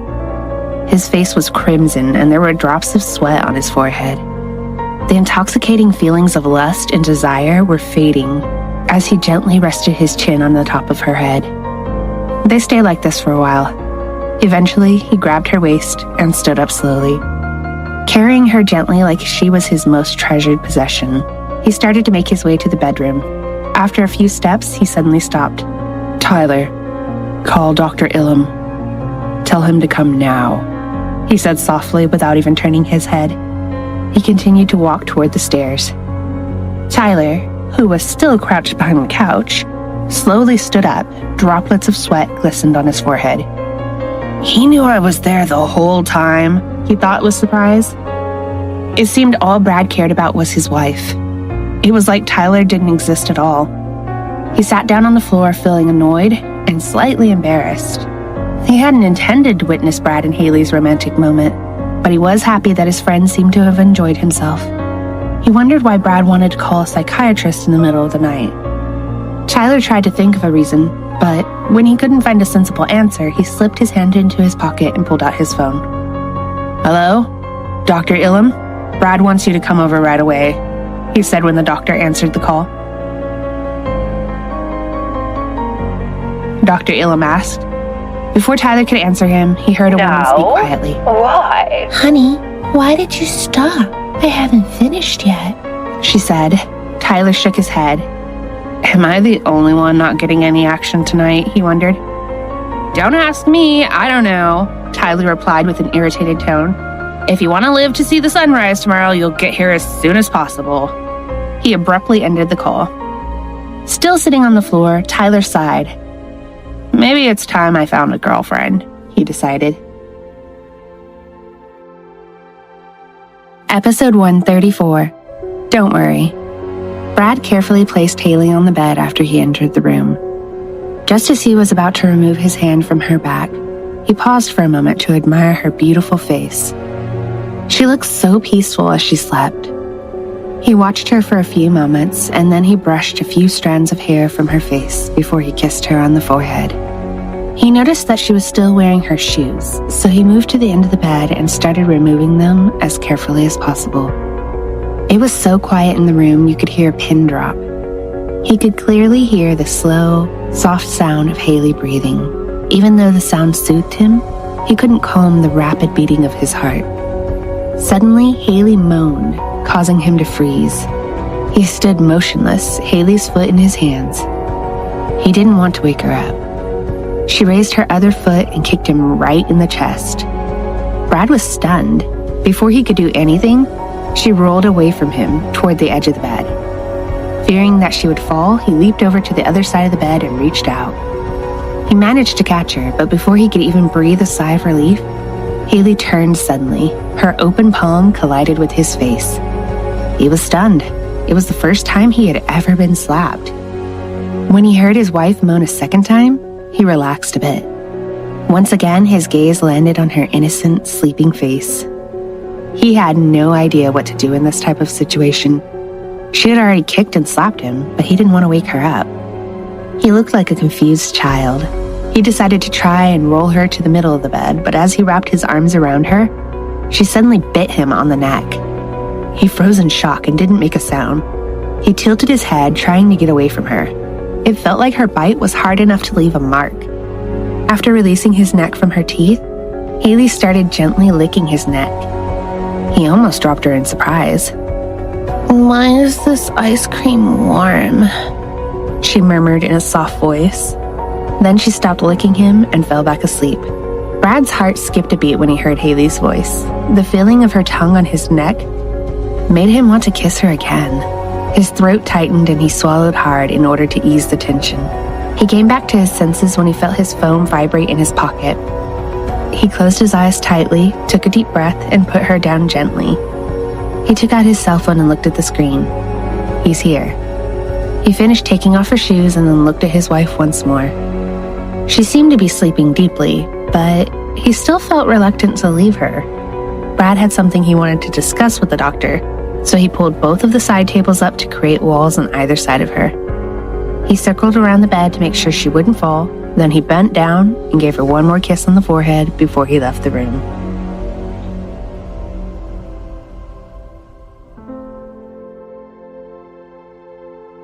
Episode 135. Could this be love? A deafening silence fell over the room as Brad told his psychiatrist what had happened that evening. Tyler almost fell off his chair in surprise. He couldn't believe what he had just heard. You felt what? He asked. His eyes widened as he looked at Brad, who was reluctant to repeat himself. It finally happened, he said with a chuckle. Wait, does that mean you did it? With me in the room? Are you serious? Tyler was so shocked by the news that he accidentally bumped right into the doctor. Well, this is quite good news, isn't it? Dr. Ilham asked. Tyler began to recover his senses. He was actually a little excited. Right? Does that mean I'm going to be an uncle? I wonder what it'll be. A cute little girl? An adorable baby boy? This is all so unexpected. Tyler was so excited thinking about the possibilities that he didn't even notice Brad's silence. Dr. Ilham had been observing Brad the whole time. He took a deep breath and moved closer to him. Do you have anything more to say? The doctor asked. Brad just stared out the window quietly. Finally, he opened his mouth. I feel like everything she does is driving me crazy. And Brad paused as he lifted his hand to his chest. I think there's something wrong with me. Tyler and the doctor went speechless. They both just stared at Brad for a while, and then the corners of their lips turned up with intense satisfaction. They were both ecstatic.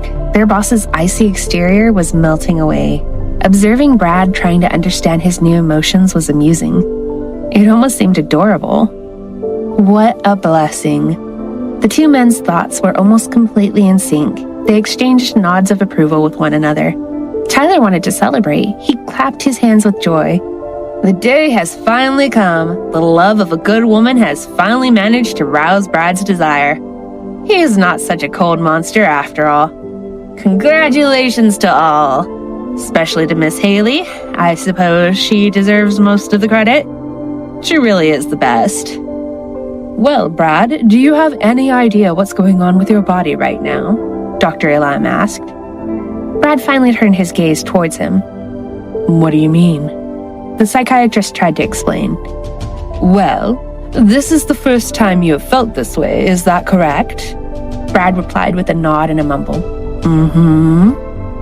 And only toward her? I mean, your wife, right? Dr. Ilham continued. Brad nodded again. Are you aware that you have already fallen for her? Dr. Ilham's question made Brad speechless. The psychiatrist scrutinized his expression, and as expected, Brad just looked at him blankly. He was confused. Understanding Brad's complete lack of emotional and social intelligence, Dr. Elam decided to simplify everything. I mean, are you aware you're already in love with her? He asked again. Brad just looked at him for a while before he opened his mouth hesitantly and uttered 3 words. I'm in love? Episode 136, Diagnosis. I'm in love? Brad uttered a second time. He looked very confused, like an archaeologist trying to decipher an ancient riddle or a mysterious Egyptian hieroglyph. Dr. Elam was watching Brad closely, and he found the man's reaction very amusing. Okay, I'll ask you a series of questions to help you sort this out. First, do you often find yourself attempting or doing things that have previously never interested you, just because of her? The psychiatrist asked. As though he was rewinding a movie, Brad tried to recollect every memory in his head with perfect detail. All the first experiences he had spent with Hailey and all their moments together appeared one after another, like a series of precious photos in his mind. He knew the answer right away. Yes, he replied. Dr. Elam asked his second question. Next, do you ever feel anxious or tense whenever she's around, especially if there's personal contact between the two of you? Before Brad could speak, Tyler hurried to answer.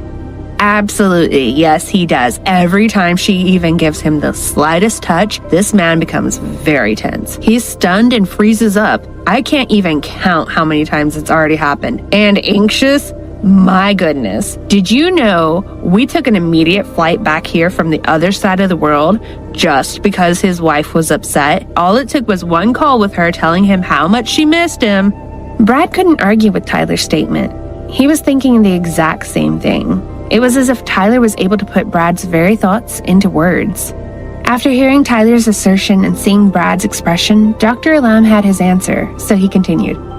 Are you experiencing any romantic feelings or desire for anyone else? Oh, come on, Doc. What kind of question is that? Again, it was Tyler who answered. Did he ever feel any emotion before, romantic, passionate, or otherwise? This man was originally a lifeless statue, a robot with a huge brain but no heart. These dramatic changes only started when his beloved wife entered his life. You know that. Dr. Elam had been Brad's psychiatrist for a long time. He knew just how cold and unfeeling his patient could be. He worried that he would never be able to find a cure for Brad's lack of libido. Dr. Elam turned to Tyler with a look of frustration. If you'll excuse me, I'm asking these things to help Brad realize his own feelings, okay? So please keep quiet and let me do my work in peace. Tyler nodded nonchalantly. He moved over to the couch, put his hands behind his head, and propped his feet up on the table. Yeah, I get it. Tyler waved at the doctor to continue. Go on then, don't let me interrupt your interrogation. Or is it more of a Q&A? Dr. Elam shook his head a little. He was starting to get annoyed by Tyler's constant babbling. Okay, next question, Brad. Do you think she's unique? I mean, do you think there's anyone else like her?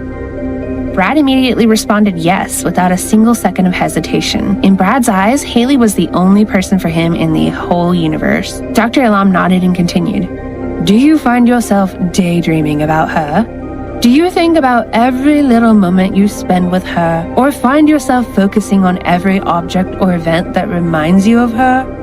Just so you know, Tyler interrupted again, every single cookie and flower she gives him now turns this guy into a sentimental puddle. I'm thinking of hiring someone just to bring him back to reality. I'm getting tired of doing that myself. Since Tyler couldn't keep his mouth shut, Dr. Elam could only ignore him. But he knew that Tyler was the one who knew Brad better than anyone else. He might even know more about Brad than the man knew about himself. So Dr. Elam asked his next question. Have you been experiencing any mood swings? Any strange sensations? Yes. Sometimes. No, all the time. For decades, this man used to be like the physical embodiment of an eternal winter. Suddenly, he's turned into all 4 seasons. As soon as his wife came along, spring and summer came along with her. Tyler thought about it for a second. Do you get what I mean? Yes, I get it. Absolutely clear. Thank you, the psychiatrist said before he turned toward Brad again. Next question, Brad. Do you regularly experience any of these signs?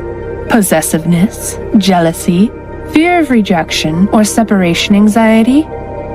Tyler laughed loudly and clapped his hands in amusement. Would you believe me if I told you he even felt jealous towards someone who's gay? He even gets jealous towards me sometimes, even if I'm just chatting with his wife casually. This man is a super jealous husband. Plus, he almost never wants to leave his house anymore. While we're away, he's always working 10 times faster than normal, just so he can come home as early as possible. Dr. Elam's gaze went from Brad to Tyler and then back to Brad. He could tell that there was no need for him to ask any more questions. Okay, I think I have almost all I need. But before we stop, have you considered planning the future with her? Do you feel like you're willing to sacrifice anything for her? Without waiting for an answer, he continued. If your answer to these questions is yes, then congratulations, Brad. I have no doubt that you're in love. Episode 137, Plans for the Future.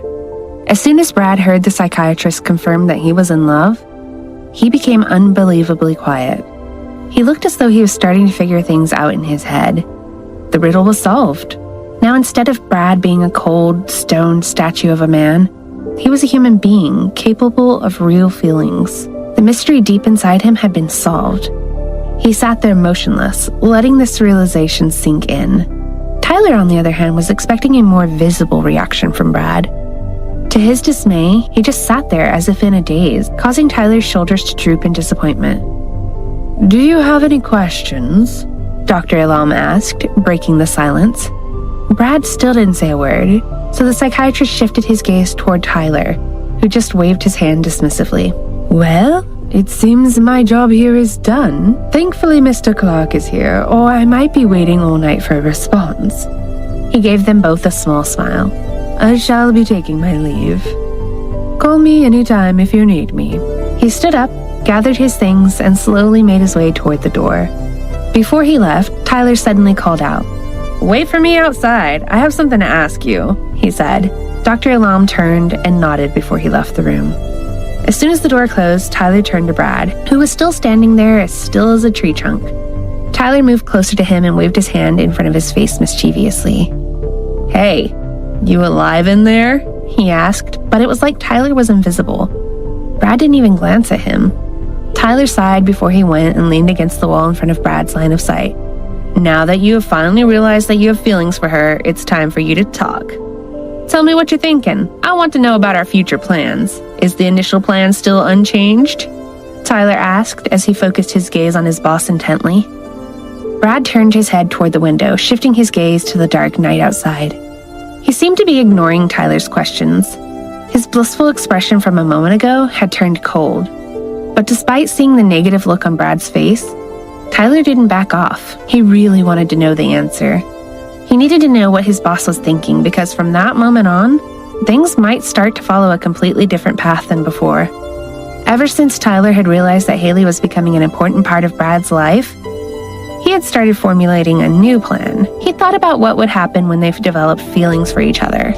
He wondered what Brad was going to do and if falling in love would change their original plan. The truth was that there were only 2 reasons why Brad had agreed to get married.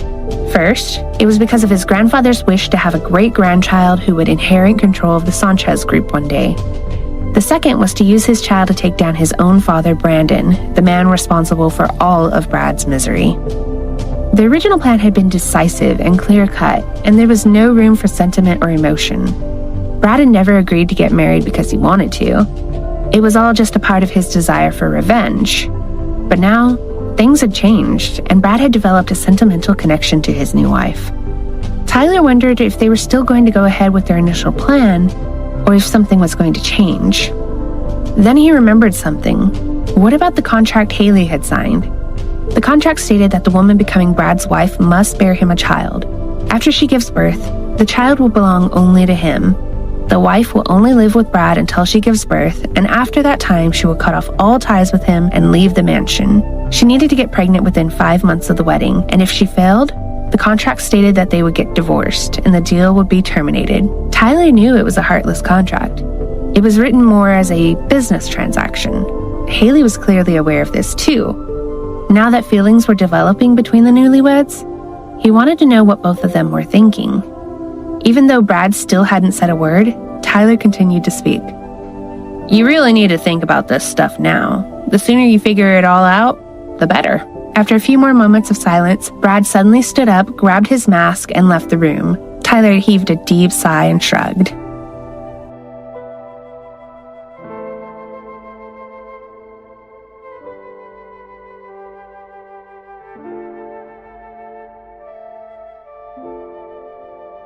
Episode 138, Cured?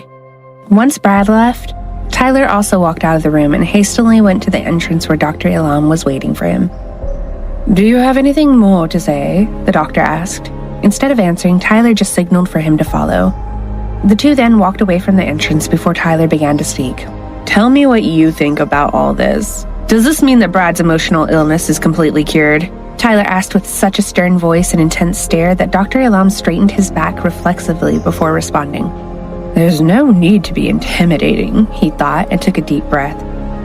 Well, to be honest, I've spent 5 years observing that man, and I almost couldn't believe what I witnessed this evening. He almost seems like a completely different person. I've tried everything I could think of to help him, but nothing worked. Not even the slightest improvement. And yet, within a few months of being married, he has grown so much emotionally. He's feeling things just as a normal person would. I believe he is finally cured. That is my definitive answer as his psychiatrist. Dr. Elam's response caused Tyler to heave a sigh of relief. Truth be told, Dr. Elam had actually given up on Brad a long time ago. Even though he was considered among the best psychiatrists in the country and had successfully helped countless patients, including soldiers with PTSD, he had never met anyone like Brad. He still remembered the young man he had met 5 years ago. At that time, Brad's eyes had been as lifeless and blank as a sheet of paper. The doctor couldn't help but see him as the living dead. He was a highly intelligent person. Some would even consider him a genius, and he had such an unreal appearance. There was one thing that Brad had lacked completely, and that was feelings. Tyler, not Brad, was the one who had hired Dr. Elam. The first time they had met, the doctor had almost refused to treat him. He had been extremely scared, and as he observed Brad, he thought he was beyond help. The longer he spent with the man, the more his suspicions were confirmed. He had tried everything. He had dived deep into Brad's psyche. But to his dismay, he simply found nothing. When Brad had been a young man, he hadn't appeared to have any feelings at all. There had been a complete void within him. He hadn't even seemed to feel pain. Definitely not love or affection. Dr. Elam was completely baffled seeing Brad in his current state. To be honest, I am quite bewildered. I almost thought I was in a dream. After all these years, even traveling abroad to research his case, one woman has done more for this man in the blink of an eye. It's nothing short of a miracle. However, Dr. Elam paused and looked at Tyler with a serious expression before he continued. I should warn you, more than anyone, are aware of how Brad became that emotionless and heartless being in the first place. You know why he has come to grow emotionally, and if he were to lose that special person in his life, I'm afraid he would regress to something much worse than before. I know Brad will always be safe with you around, but you have to protect her too. Hailey must be kept safe at all costs. Episode 139, Temperature Rising. Brad was quietly walking toward their room. It had been more than an hour since he had left his sleeping wife on the bed. When he returned, he fully expected to find her dreaming peacefully. The moment he entered, he was stunned by what he saw. Hailey, who was supposed to be asleep, was sitting on the bed trying to strip off her clothes. Her eyes were still closed, and Brad watched as she desperately struggled to remove her shirt. His face flushed, and he felt a heat once again spreading through his body. He reflexively shifted his gaze away from her like a shy, innocent boy. However, when he heard her whimper and moan, he couldn't stop looking at her again. Hot. It's so hot. She mumbled over and over again while she kept trying to remove her shirt. Seeing her struggle and noticing the beads of sweat flowing down her forehead, Brad hastily walked closer and looked around. He saw a book under the side table and immediately picked it up. He decided to fan her until she fell asleep again. He was afraid that she might end up getting cold if he turned on the AC. He sat on the side of the bed and helped her put her shirt back on, covering her naked and alluring figure before he began to cool her down. Suddenly, Hailey forced her eyes open. Brad noticed that her hair and shirt were drenched in sweat. Brad, she mumbled as she moved closer to him. Her eyes were narrowed and looked heavy as she desperately tried to focus on the man's face. "It's me. Go back to sleep. Let me cool you down," he replied. But instead of listening to his advice, she leaped up and wrapped her arms around him. Brad's body stiffened momentarily, his racing heartbeat and a feeling like scorching fire intensified within him. Brad, my dear husband, you smell so good, she said as she inhaled deeply, her head buried in his chest. Her face moved up, making its way to his collar. Brad tensed as he felt her light breath drawing nearer to his neck. "Go back to sleep. It's already past midnight," he said desperately. He needed to force himself to calm down. However, what little thread of sanity he could grasp onto couldn't compete with the feeling of desire that was growing inside of him. She kept shaking her head. She refused to let go, so he had to yield to her for a moment before he managed to speak again. "What do you want me to do?" he asked, causing her to stop shaking her head. She readjusted her position by placing her hands on his shoulders as she knelt on the bed.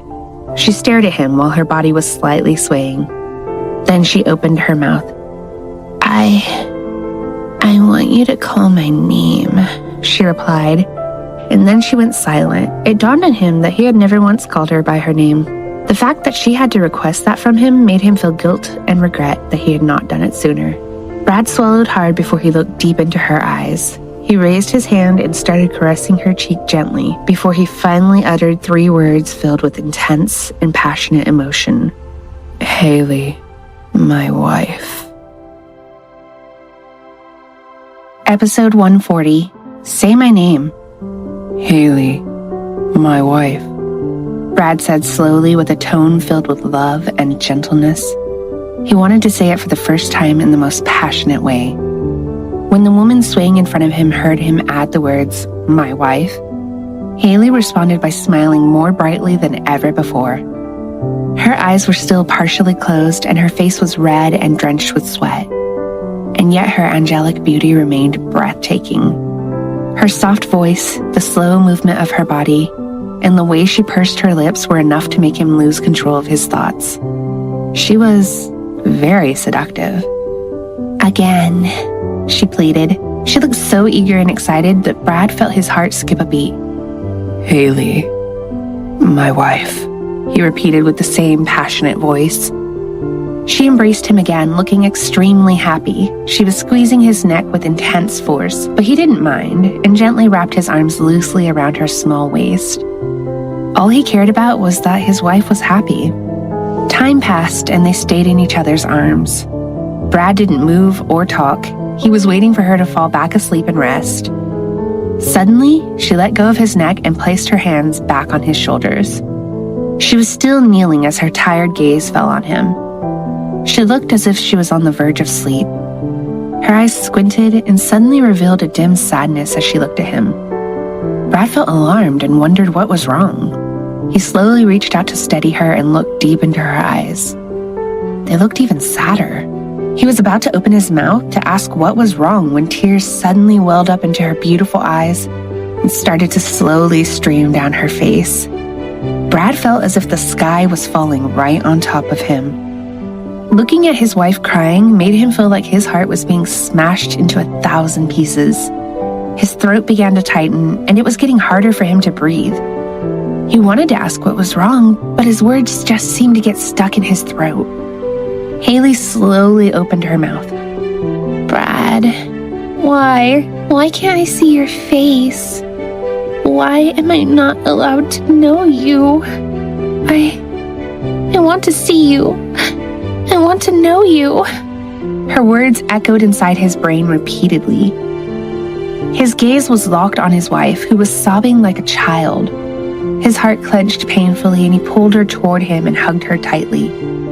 Hailey continued sobbing into his chest, and Brad buried his face into her hair. He kept on stroking her back as he desperately tried thinking about what he could do or say to ease her pain. Before he could say anything, she suddenly went limp. She had finally passed out due to exhaustion. When he finally felt her falling asleep, he didn't let go of her. He stayed there, embracing her for a long time. Finally, he laid her on the bed, stood up quietly, and grabbed a clean shirt from the closet. He returned to the bed and slowly propped her up and leaned her on his chest. He carefully removed her sweat-drenched shirt and put a fresh one on her. Brad remained quiet the whole time. His eyes reflected his feelings of guilt and pain as he avoided looking at his wife's body.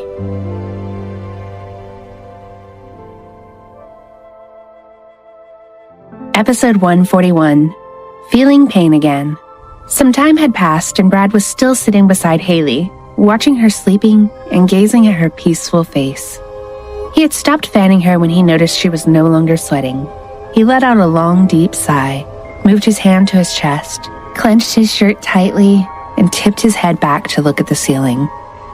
Then he tightened his jaw, closed his eyes, and tried to sort through his muddled thoughts. He was attempting to untangle the whirling emotions he was feeling, the pain he believed he would never feel again, long ago buried after his mother's death, had resurfaced when he had seen Hailey cry. The image of her crying as she asked him why she couldn't see his face was like a continuous clip that repeatedly played in his head. It was a sight he didn't want to witness ever again. He never wanted to see her cry like that, and he didn't want her to ever feel like that. Not if he could help it. For the first time in his life, Brad had started to understand romantic love. He finally understood that all the turbulent emotions that he had felt ever since he had met her were because he loved her. He was overwhelmed, and he didn't know how to express his feelings and explain what he had felt when he had realized that he was in love with her. All he did know for certain was that he would never be able to bear losing her, and that he just wanted to keep her safe in his arms and make her happy. As his thoughts drifted to her and his feelings for her, Brad opened his eyes and clenched his shirt even tighter. He opened his mouth and softly uttered a few words under his breath. "So, this is love, is it?" Tyler was waiting outside, leaning on the wall in front of Brad and Hailey's room, when the door finally opened. Brad stepped out, but he just glanced at Tyler without a word, before walking quickly toward the courtyard. Tyler followed quietly behind, and it wasn't until they reached the courtyard that Brad finally spoke. "Come on, Tyler, let's fight," he said, and Tyler sighed before reaching up to loosen his tie, as though he had expected him to say that all along. And so, under the night sky, they fought just as ferociously as they always did. When the fight was over, Brad was panting heavily as he leaned against the wall, when Tyler passed him a bottle of water and a towel. Brad first took the towel and wiped his drenched face and neck before sipping water. A few moments later, they were both seated on the ground with their backs leaning up against the wall. "So, have you thought about it?" Tyler eventually broke the silence, but no response came from Brad for a long time. He just raised his head and stared quietly up into the darkness. Eventually, Brad's voice broke through the silence. "Tyler, I'm feeling pain again," he said simply, rendering Tyler speechless. Tyler was reminded of the time, many years ago, when Brad had told him that he could no longer feel anything, not even pain. He had complained like it felt like his heart was numb and completely empty. Brad had just been 12 years old at the time. They both were. At that time, they had both ignored it because they believed the numbness would soon disappear. Little did they know then that it would last for years, to the point where Brad would forget even how to smile. So, in response to Brad's revelation, Tyler couldn't help but feel glad as he said, "Well, that's good to hear." Episode 142, Expressing Emotions Again. "Well, That's good to hear, Tyler said as he casually took a drink from his water bottle, and Brad's lip twitched when he heard his response. So, am I finally human again? Brad then asked, looking up at the stars. Tyler followed his gaze and said hesitantly, Well, don't you think you started to become human again when you first started to have feelings for your wife? And that's been happening for quite a while now. Brad just said, Yes, you're right. Tyler was stunned by his response. He hadn't expected such a casual admission, but Brad continued. Just now, she cried in my arms, asking why she can't see my face, he said, sounding pained and despondent, while Tyler, for once, kept his mouth shut and just stared at him and let him speak. She's always given me so much warmth. She's like the sun, warming my cold world and giving me life. Yet, I'm hurting her so much, he added as he ran his fingers through his hair. Then he lowered his head in resignation. Tyler was shocked and didn't know what to think or say. It wasn't what Brad had said, but that he was finally showing his emotions through actions. Before, he had always been passive, almost lifeless, despite any turmoil or confusion he might have been feeling inside. So, is this just another consequence of being in love? I know people in love can change quickly, but I can't believe this. Wait, am I soon going to witness this man pacing back and forth like a real human being every time he gets worried about his wife? Seriously? Tyler, who was supposed to sympathize with Brad in his time of confusion, was just looking at him in shock and disbelief. And what's with that look? He wondered. Tyler covered his mouth in disbelief once again, because the man in front of him was no longer the ice-cold man of stone that he was used to. At that moment, he had the look of a little lost puppy. Tyler shook his head to rid himself of anything comical he might be thinking, as he knew this was not the time. But he needed not have concerned himself, because the next words uttered by Brad sobered him instantly. You said that the only thing I could do to avoid hurting her more was to reveal myself to her. But if I show her my face, it's the same as dragging her into the war zone, just to suffer alongside me. If I tell her who I am. Brad's voice trailed off. He sounded miserable and overwrought, and Tyler could do nothing but remain quiet. He knew that his decision not to reveal himself was evidence of how much he cared about her. A long silence followed, and neither of them spoke until Brad stood up and started to walk back inside. He had only taken a few steps when he stopped and turned around to look at Tyler, who remained seated on the ground. We can't leave yet. I have something I must do first, he said. Tyler stood immediately, bewildered by what he had just told him. But Brad, have you forgotten who is waiting for you to return today? He called after him as he got up and followed him inside, but Brad continued walking as though it didn't matter to him where they were supposed to be. You know you can't add another country to the long list of countries hunting you, Tyler continued as he raised his voice slightly. Brad came to a halt and turned to look at Tyler, who felt his full force directed at him. Tyler stood rooted to the spot. He saw Brad's eyes had suddenly turned ferocious, and a terrifyingly evil smile flashed across his face before he replied to Tyler's warning. And when did I care about that? If they decide to go up against me too, then so be it, he said defiantly, and Tyler's eyes widened in disbelief. As if that wasn't enough, what he said next completely shocked and stunned Tyler beyond reason. Listen, Tyler. From today onward, let's start again. Now that I found a reason to fight again, do you think anyone can stand against me and win? He said with a clear, calm, and assured voice. Then he turned around and was gone.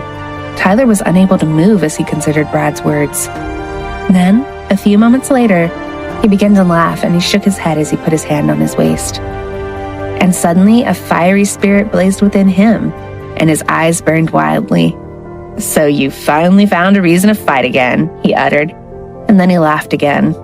Standing there, Tyler appeared as though the inner beasts he had kept chained up deep within him were all awakened at once, and a horrifying excitement could be seen in his eyes. So this is your answer, Brad. Just what I expected of you.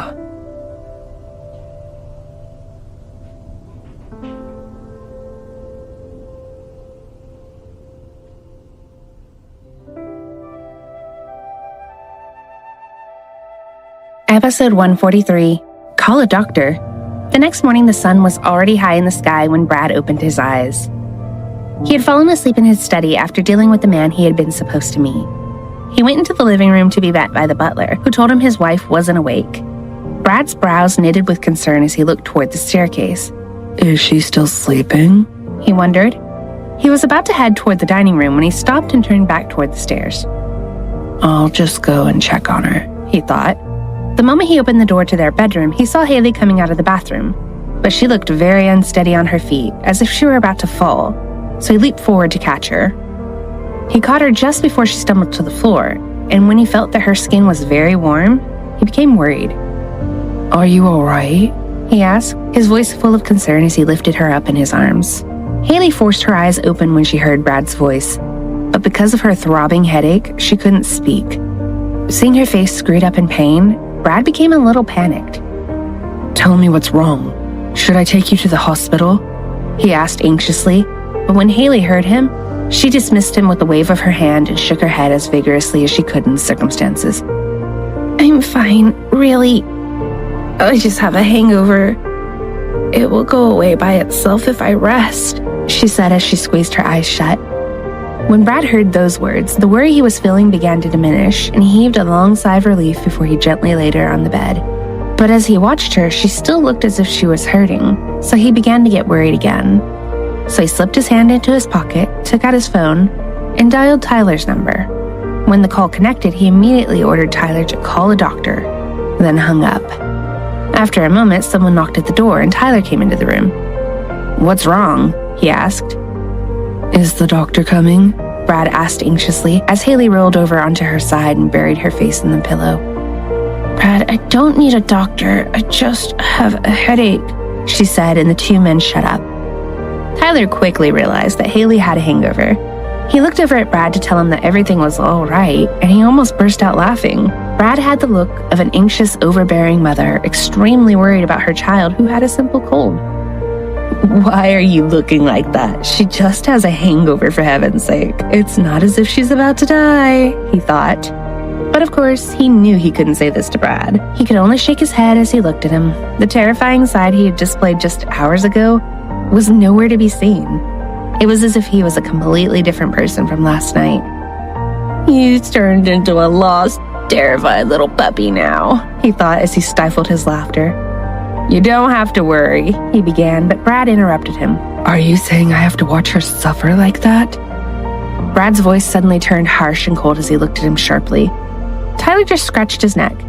"Okay, come on. I think I know a remedy that'll help her," Tyler said, and then he dragged Brad out of the room. Episode 144, Home Remedy. As soon as Tyler and Brad left the room, Tyler began to give Brad some advice.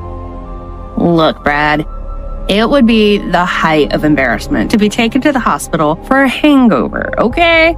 And do you want your wife to feel embarrassed? And anyway, you heard her.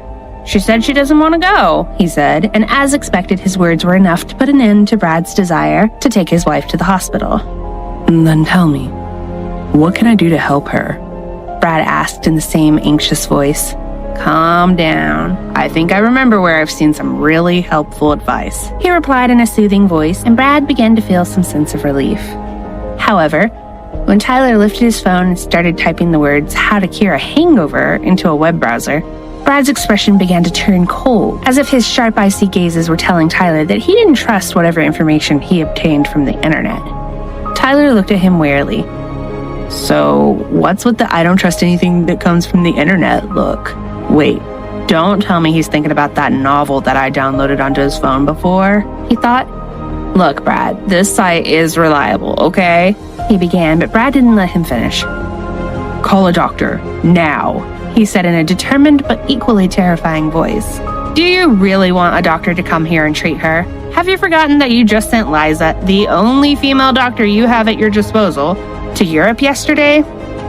Are you happy for a male doctor to treat her? Do you want another man touching her?" Tyler asked with a hint of triumph, as if he knew his plan would work. And for a moment, it seemed that it had. But a few seconds later, Brad snatched Tyler's cell phone and dialed the number of the best doctor he had, Steven. When the call connected, Brad immediately began to talk like a panicked child, as if he were unable to get all the words out quickly enough. Eventually, he calmed down enough to ask, Can you tell me the best cure for a hangover? Stephen, an old doctor Brad had known for a very long time, braced himself and then gave his response. I'm sorry, but there is no clinically proven way to cure a hangover, he began. What do you mean? Brad raised his voice and his aura turned dark when he heard this. Tyler, sitting next to him, began to get very nervous. Stephen continued. What I mean is, there's no magic pill that will make it go away. But there are ways to treat the symptoms. This response seemed to satisfy Brad, and his dark aura vanished as quickly as it had appeared. Okay, tell me what to do, Brad ordered. The doctor proceeded to explain some basic home remedies for a hangover. Brad nodded in understanding, and once he had ended the call, he turned to Tyler and ordered him to get some painkillers to ease his wife's headache. Yeah. Are you gonna stop panicking like an old mother hen now? Tyler asked before he turned around and left. Brad went to the kitchen to fetch a jug of water and a glass that he had took upstairs to his wife. Remembering the doctor's advice about keeping Hailey hydrated, he poured a glass of water and approached the bed where she lay quietly, her brows still creased in pain. He stood there holding the glass of water with both hands as he looked over his wife anxiously, and seeing her still in pain made him freeze for a moment. He finally managed to utter a few words. You have to drink some water, he coaxed as he crouched down beside her. However, Hailey didn't respond, and he became even more worried. He stretched out his hand to feel her forehead, and although she was still warm, he was relieved her temperature hadn't increased from before. He then knelt beside the bed as he began to speak again. He was hesitant to disturb her, but he desperately wanted to make her feel better. He didn't know what to do for the best. When he thought again about the doctor's advice, he decided he had no choice but to try to persuade her to drink some water. He touched her shoulder gently as he said, Hailey? He used her name instinctively, and when she heard someone call her, Hailey slowly forced her eyes open.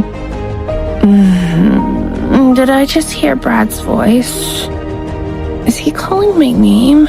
Oh, my head is throbbing.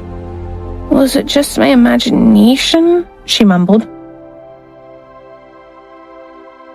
Episode 145, Still Drunk. Hailey was deep in thought as she tried to forget about her throbbing headache when she heard a voice that she thought might be a hallucination. Hailey?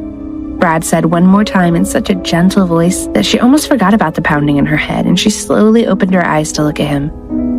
Brad? She said in surprise, and he immediately straightened and moved his face closer to hers. Yes, it's me. I'm right here. Are you all right? I've got you some water. You have to drink. You need to drink. He urged her anxiously as he moved the glass of water closer to her face. Even though Hailey felt awful, she couldn't help but smile when she heard the anxiety in his voice. Oh, Brad, I would have never guessed that your cuteness would be powerful enough to cure a hangover, she thought. Brad, my eyes are heavy, but you're so kind and cute, she uttered helplessly. Brad was confused by her words and once again urged her to drink the water he had brought her. He didn't realize that she was amused by his worry and anxiety. She finally surrendered to his pleas. Okay, I'll drink some water. But will you let me pinch both of your cheeks first? She said slowly, confusing him even more. And he was speechless for a few seconds. He stared at her intently, trying to figure out what she really wanted. But only one thing came to mind. Is she still drunk? He wondered. Thinking that she may still be under the influence of alcohol, Brad just decided to cooperate, so he moved his face closer. Okay, go ahead, he said compliantly. All he wanted to do was to make her feel better as quickly as possible. Hailey, on the other hand, couldn't help but giggle despite the pain in her head. She raised her hand and pinched both of his cheeks while uttering the words, "You are so cute, cute, cute, cute." And she just kept pinching Brad's cheeks absently until he spoke again. Okay, you need to drink this now, he said, and he immediately moved to help her sit up before he made her drink. She gulped the water down and then leaned against his chest. Do you feel better now? He asked, and she could only smile again and close her eyes. She raised her hand and reached out for his soft hair. She tugged his hair playfully as she spoke with her eyes closed. Stop worrying, Brad. When you're as cute and as adorable as this, you'll end up turning into an adorable masked cookie and I'll eat you up, you know? This confused Brad even more. But as he had already convinced himself she was still drunk, he decided not to take what she said too seriously and replied, So long as it makes you feel better, I don't mind turning into a masked cookie for you. He said quietly. What did he just say? Hailey thought.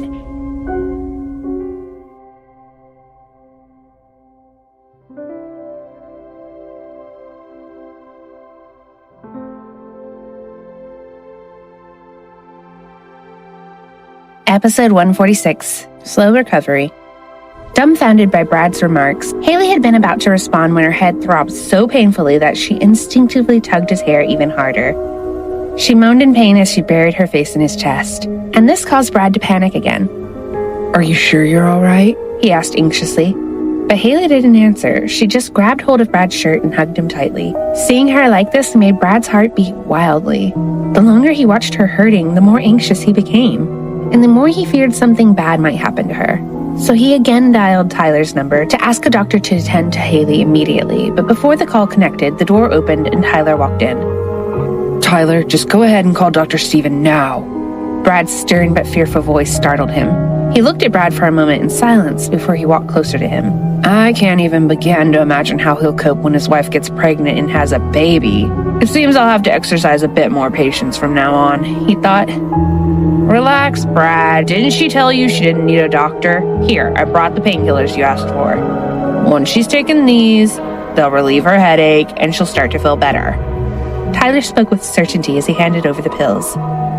Tell her to take them now, he continued, and Brad immediately turned to his wife in his arms. Here are some pills to help with your headache. Take them with some water, he said, and after Hailey swallowed the pills, Brad then carefully laid her down on the bed to rest some more. He waited a little while, and soon enough, Hailey had fallen asleep again. Brad heaved a deep sigh of relief as he lifted his hand to his forehead. He looked quite distraught, as if he had just survived a serious drama. Watching Brad's reactions, Tyler chuckled to himself and couldn't resist the urge to tease him. Hey, don't you get sick as well, he sighed melodramatically. That's why I'm telling you to stop worrying like an old man and relax. Her hangover won't go away even if you kill yourself with worry. Shut up. Brad's cold voice interrupted him and silenced him in an instant. Tyler could almost read Brad's thoughts. If you wake her up, I'll kill you. So Tyler shuffled from one foot to another before he turned and quickly left the room. Hailey woke up after a couple of hours and Brad fed her all the food that the doctor had recommended before she went back to sleep again. But by midday, Hailey still hadn't fully recovered and Brad was becoming increasingly worried again. He wasn't satisfied that he had received the best advice from the doctor. He stepped out of the room to find Tyler. It's been hours. Is the doctor's advice even working? Brad asked when he found Tyler. Hey, have you forgotten who Dr. Steven is? He's the best doctor in this country and renowned all over North America. Tyler attempted to reassure him. But she's not getting better, Brad replied, sounding more frustrated. Tyler couldn't believe what he was hearing. It was difficult to know what to say for the best, and he didn't want to anger him. She's obviously getting better. It's just your imagination, Brad. Didn't the doctor tell you there's no magic cure for a hangover? You're giving me a headache now. Oh, my life is tough. He sighed. Finally, he explained patiently to Brad what the doctor had already said. It takes time to recover from a hangover. Do you understand? It would be better if we had someone to ask about her history to find out about that woman, that friend of Hailey's we met at the cafe. Brad exclaimed suddenly. Who? Oh, her. What about her? Tyler asked. Go and ask her what we should do. She'll know how Hailey has treated a hangover in the past. Since we can't bring her here, go and see her and ask her in person, Brad ordered. What? Hey, why don't you just call her? Tyler asked. I don't have her number, Brad said simply. Tyler began, but before he could continue, he noticed the glare that Brad was giving him. So he surrendered immediately. He knew he had no choice in the matter. Yeah, okay, I'm going, he said. He sighed again and thought, who would have thought that I would be seeing Little Miss Inappropriate again so soon?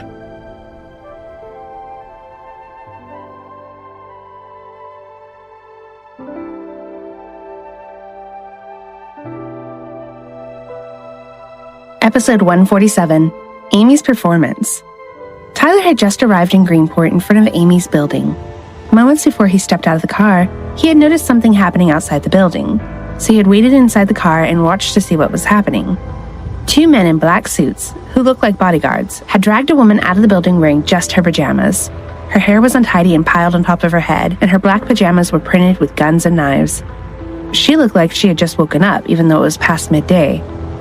What's this? Little Miss Inappropriate looks like a cute country girl when she's not wearing any makeup, he muttered under his breath as he studied her from the car. I said let me go, damn it. I don't want to go back to that hellhole. Let me go or you'll regret it, you ugly punks. Amy shouted at the top of her voice as she continued to struggle from their grasp. However, her protests fell on deaf ears, and the two men just kept a tight hold of her. Amy then appeared to admit defeat and realized that there was no point in struggling and shouting. Her expression changed, and she calmed down. Okay, I get it. I'll come with you. Just please let go of my hand. You're hurting me.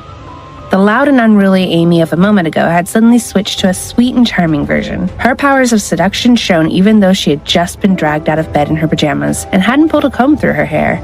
Both bodyguards froze in place as they looked at her. Tyler smirked from his ringside seat in the car as he watched the show in front of him. Not bad at all, Little Miss Inappropriate. It's good to see you using that talent of yours to look after yourself, he muttered, smiling as though he were watching Amy play the leading role in a movie. Okay, miss, then please come with us quietly, the first bodyguard said. His face turned a little red as he slowly let go of her hand. Thank you, she said as she reverted to her most charming self, using her seductive voice and enchanting eyes. The second bodyguard finally let go of her too. She obediently began to walk toward the car. The second bodyguard went around to the front to climb into the driver's seat, while the first opened the rear door for her. Both men now seemed to be putty in her hands. Tyler was about to leap out of the car and snatch her away before she got inside the car, when something made him hesitate. Amy suddenly touched the first bodyguard's arm instead of entering the vehicle. Do you think you could accompany me in the back seat? She asked flirtatiously, causing the man to blush again as he nodded. Thank you, she said as she smiled sweetly. Then let's get in. She looked delighted and stepped aside to allow the man to get inside first. He didn't suspect a thing. As soon as the man climbed inside, Amy slammed the door shut and ran away. Tyler grinned and let out a chuckle. Little Miss Inappropriate is actually quite smart and dangerous, he thought. Then he finally opened the car door and moved quickly to grab Amy before the two bodyguards worked out what was happening and could catch her again. Amy had been headed to her building again when Tyler caught her wrist. She turned, startled. Her eyes widened in disbelief when she saw who had grabbed her. Follow me, he said simply and quickly led her toward the black car parked on the roadside.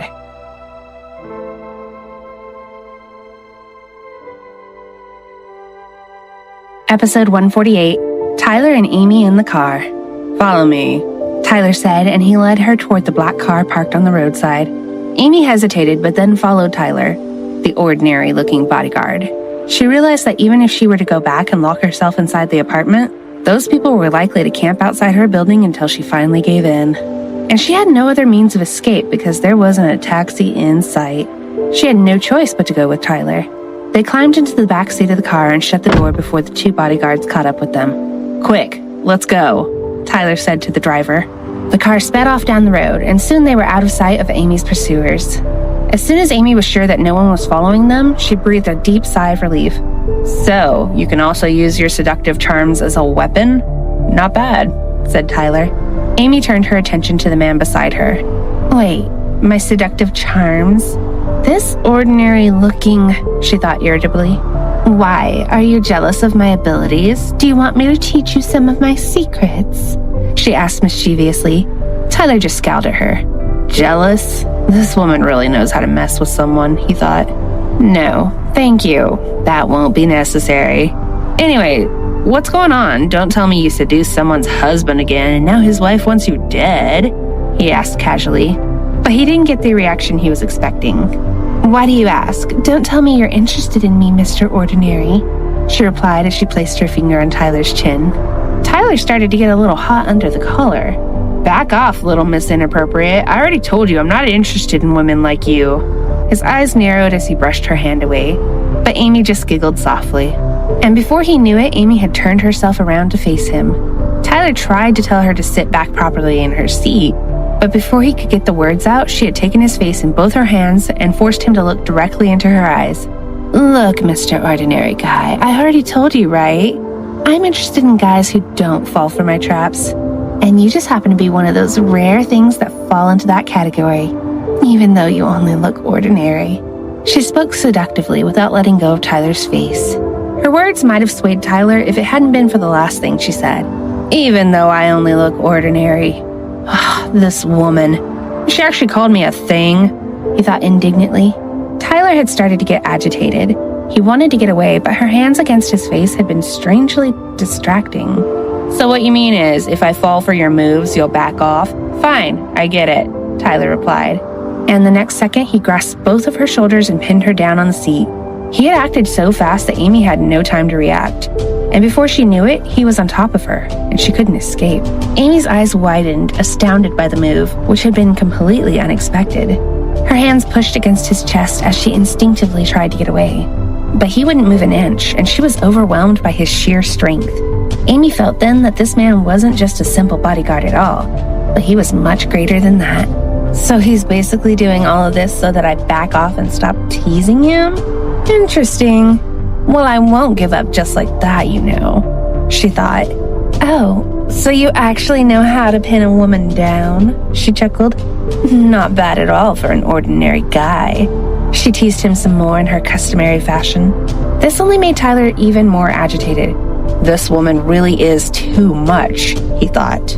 Well, I don't usually treat women like this, but you started it, he said as he moved his face closer to hers, trying to scare her into giving up. But it didn't matter how close he got to her. Amy's face remained the same. She even seemed to be provoking him with an expression that said, "Can you really do it?" flashing across her eyes. But he wasn't sure how much more he could take. Just as his lips were about to reach hers, he pulled away and sat back in his seat as if nothing had happened. Amy laughed. As expected, you just can't do it, can you? Have you ever kissed a woman? She asked. Amy chuckled again as she readjusted herself in her seat. Don't get too ahead of yourself, little Miss Inappropriate. It's just that... Tyler paused and glanced at her blankly before he continued. It's just that I know you're obviously just woken up and haven't had a chance to brush your teeth yet. But just so you know, you've got something stuck in your teeth. It must be something from your dinner last night. Episode 149, Playing Games. Don't get too ahead of yourself, little Miss Inappropriate. It's just that... Tyler paused and glanced at her blankly before he continued. It's just that I know you've obviously just woken up and haven't had a chance to brush your teeth yet. But just so you know, you've got something stuck in your teeth. It must be something from your dinner last night. Tyler glanced over at her and his eyes widened as he saw her turn red. He turned his gaze away and looked out the window, putting his hand up to cover his mouth as he tried to stifle a laugh. Amy turned immediately to check her reflection in the car window. After inspecting her teeth, she realized that Tyler had lied. She looked at him in shock. This man is despicable. He actually managed to trick me, she thought angrily. Amy bit her lower lip hard. She was more annoyed that she had taken him seriously. So, you're saying you don't want to kiss someone who still hasn't brushed her teeth? Okay. That's fine, Mr. Ordinary, she thought. She narrowed her eyes as she looked at him. When he remained quietly looking out of the window, ignoring her as if nothing had happened, she slowly smiled mischievously. Quick as a flash, she reached out and yanked him toward her. And before Tyler could react, she kissed him. His eyes instantly widened as soon as her lips crashed into his, but he managed to carefully push her shoulders away and untangle her lips from his. But before the words, "What are you doing?" could leave his mouth, Amy's arms suddenly slipped around his neck and pulled him toward her once again. And she kissed him again. And this time, the kiss was longer and deeper than before.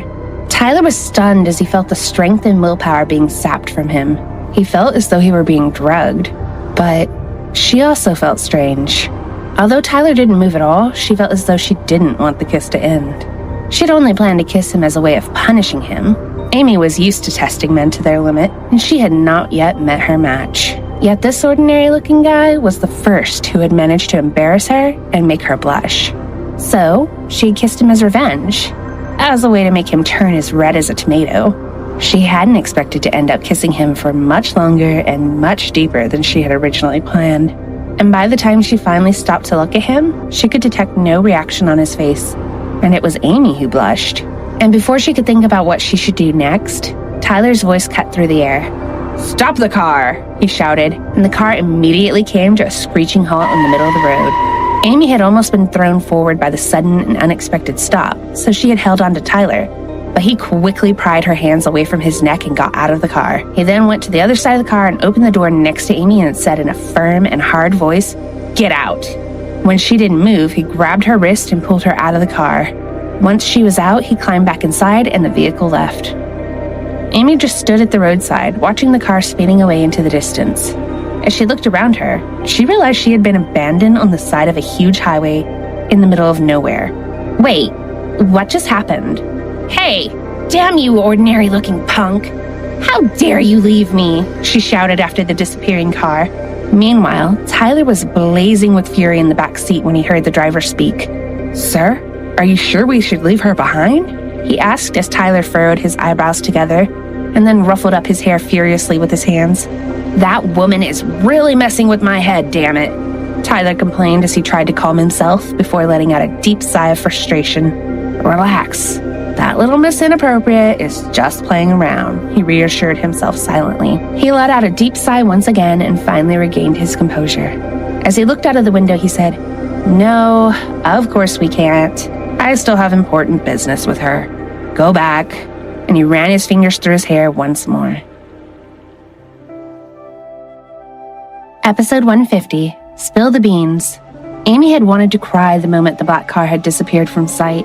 She tugged at her hair with both hands as she paced back and forth on the side of the road. What am I gonna do now? I don't have a phone or money, and I'm still wearing my pajamas. Who is going to pick me up here?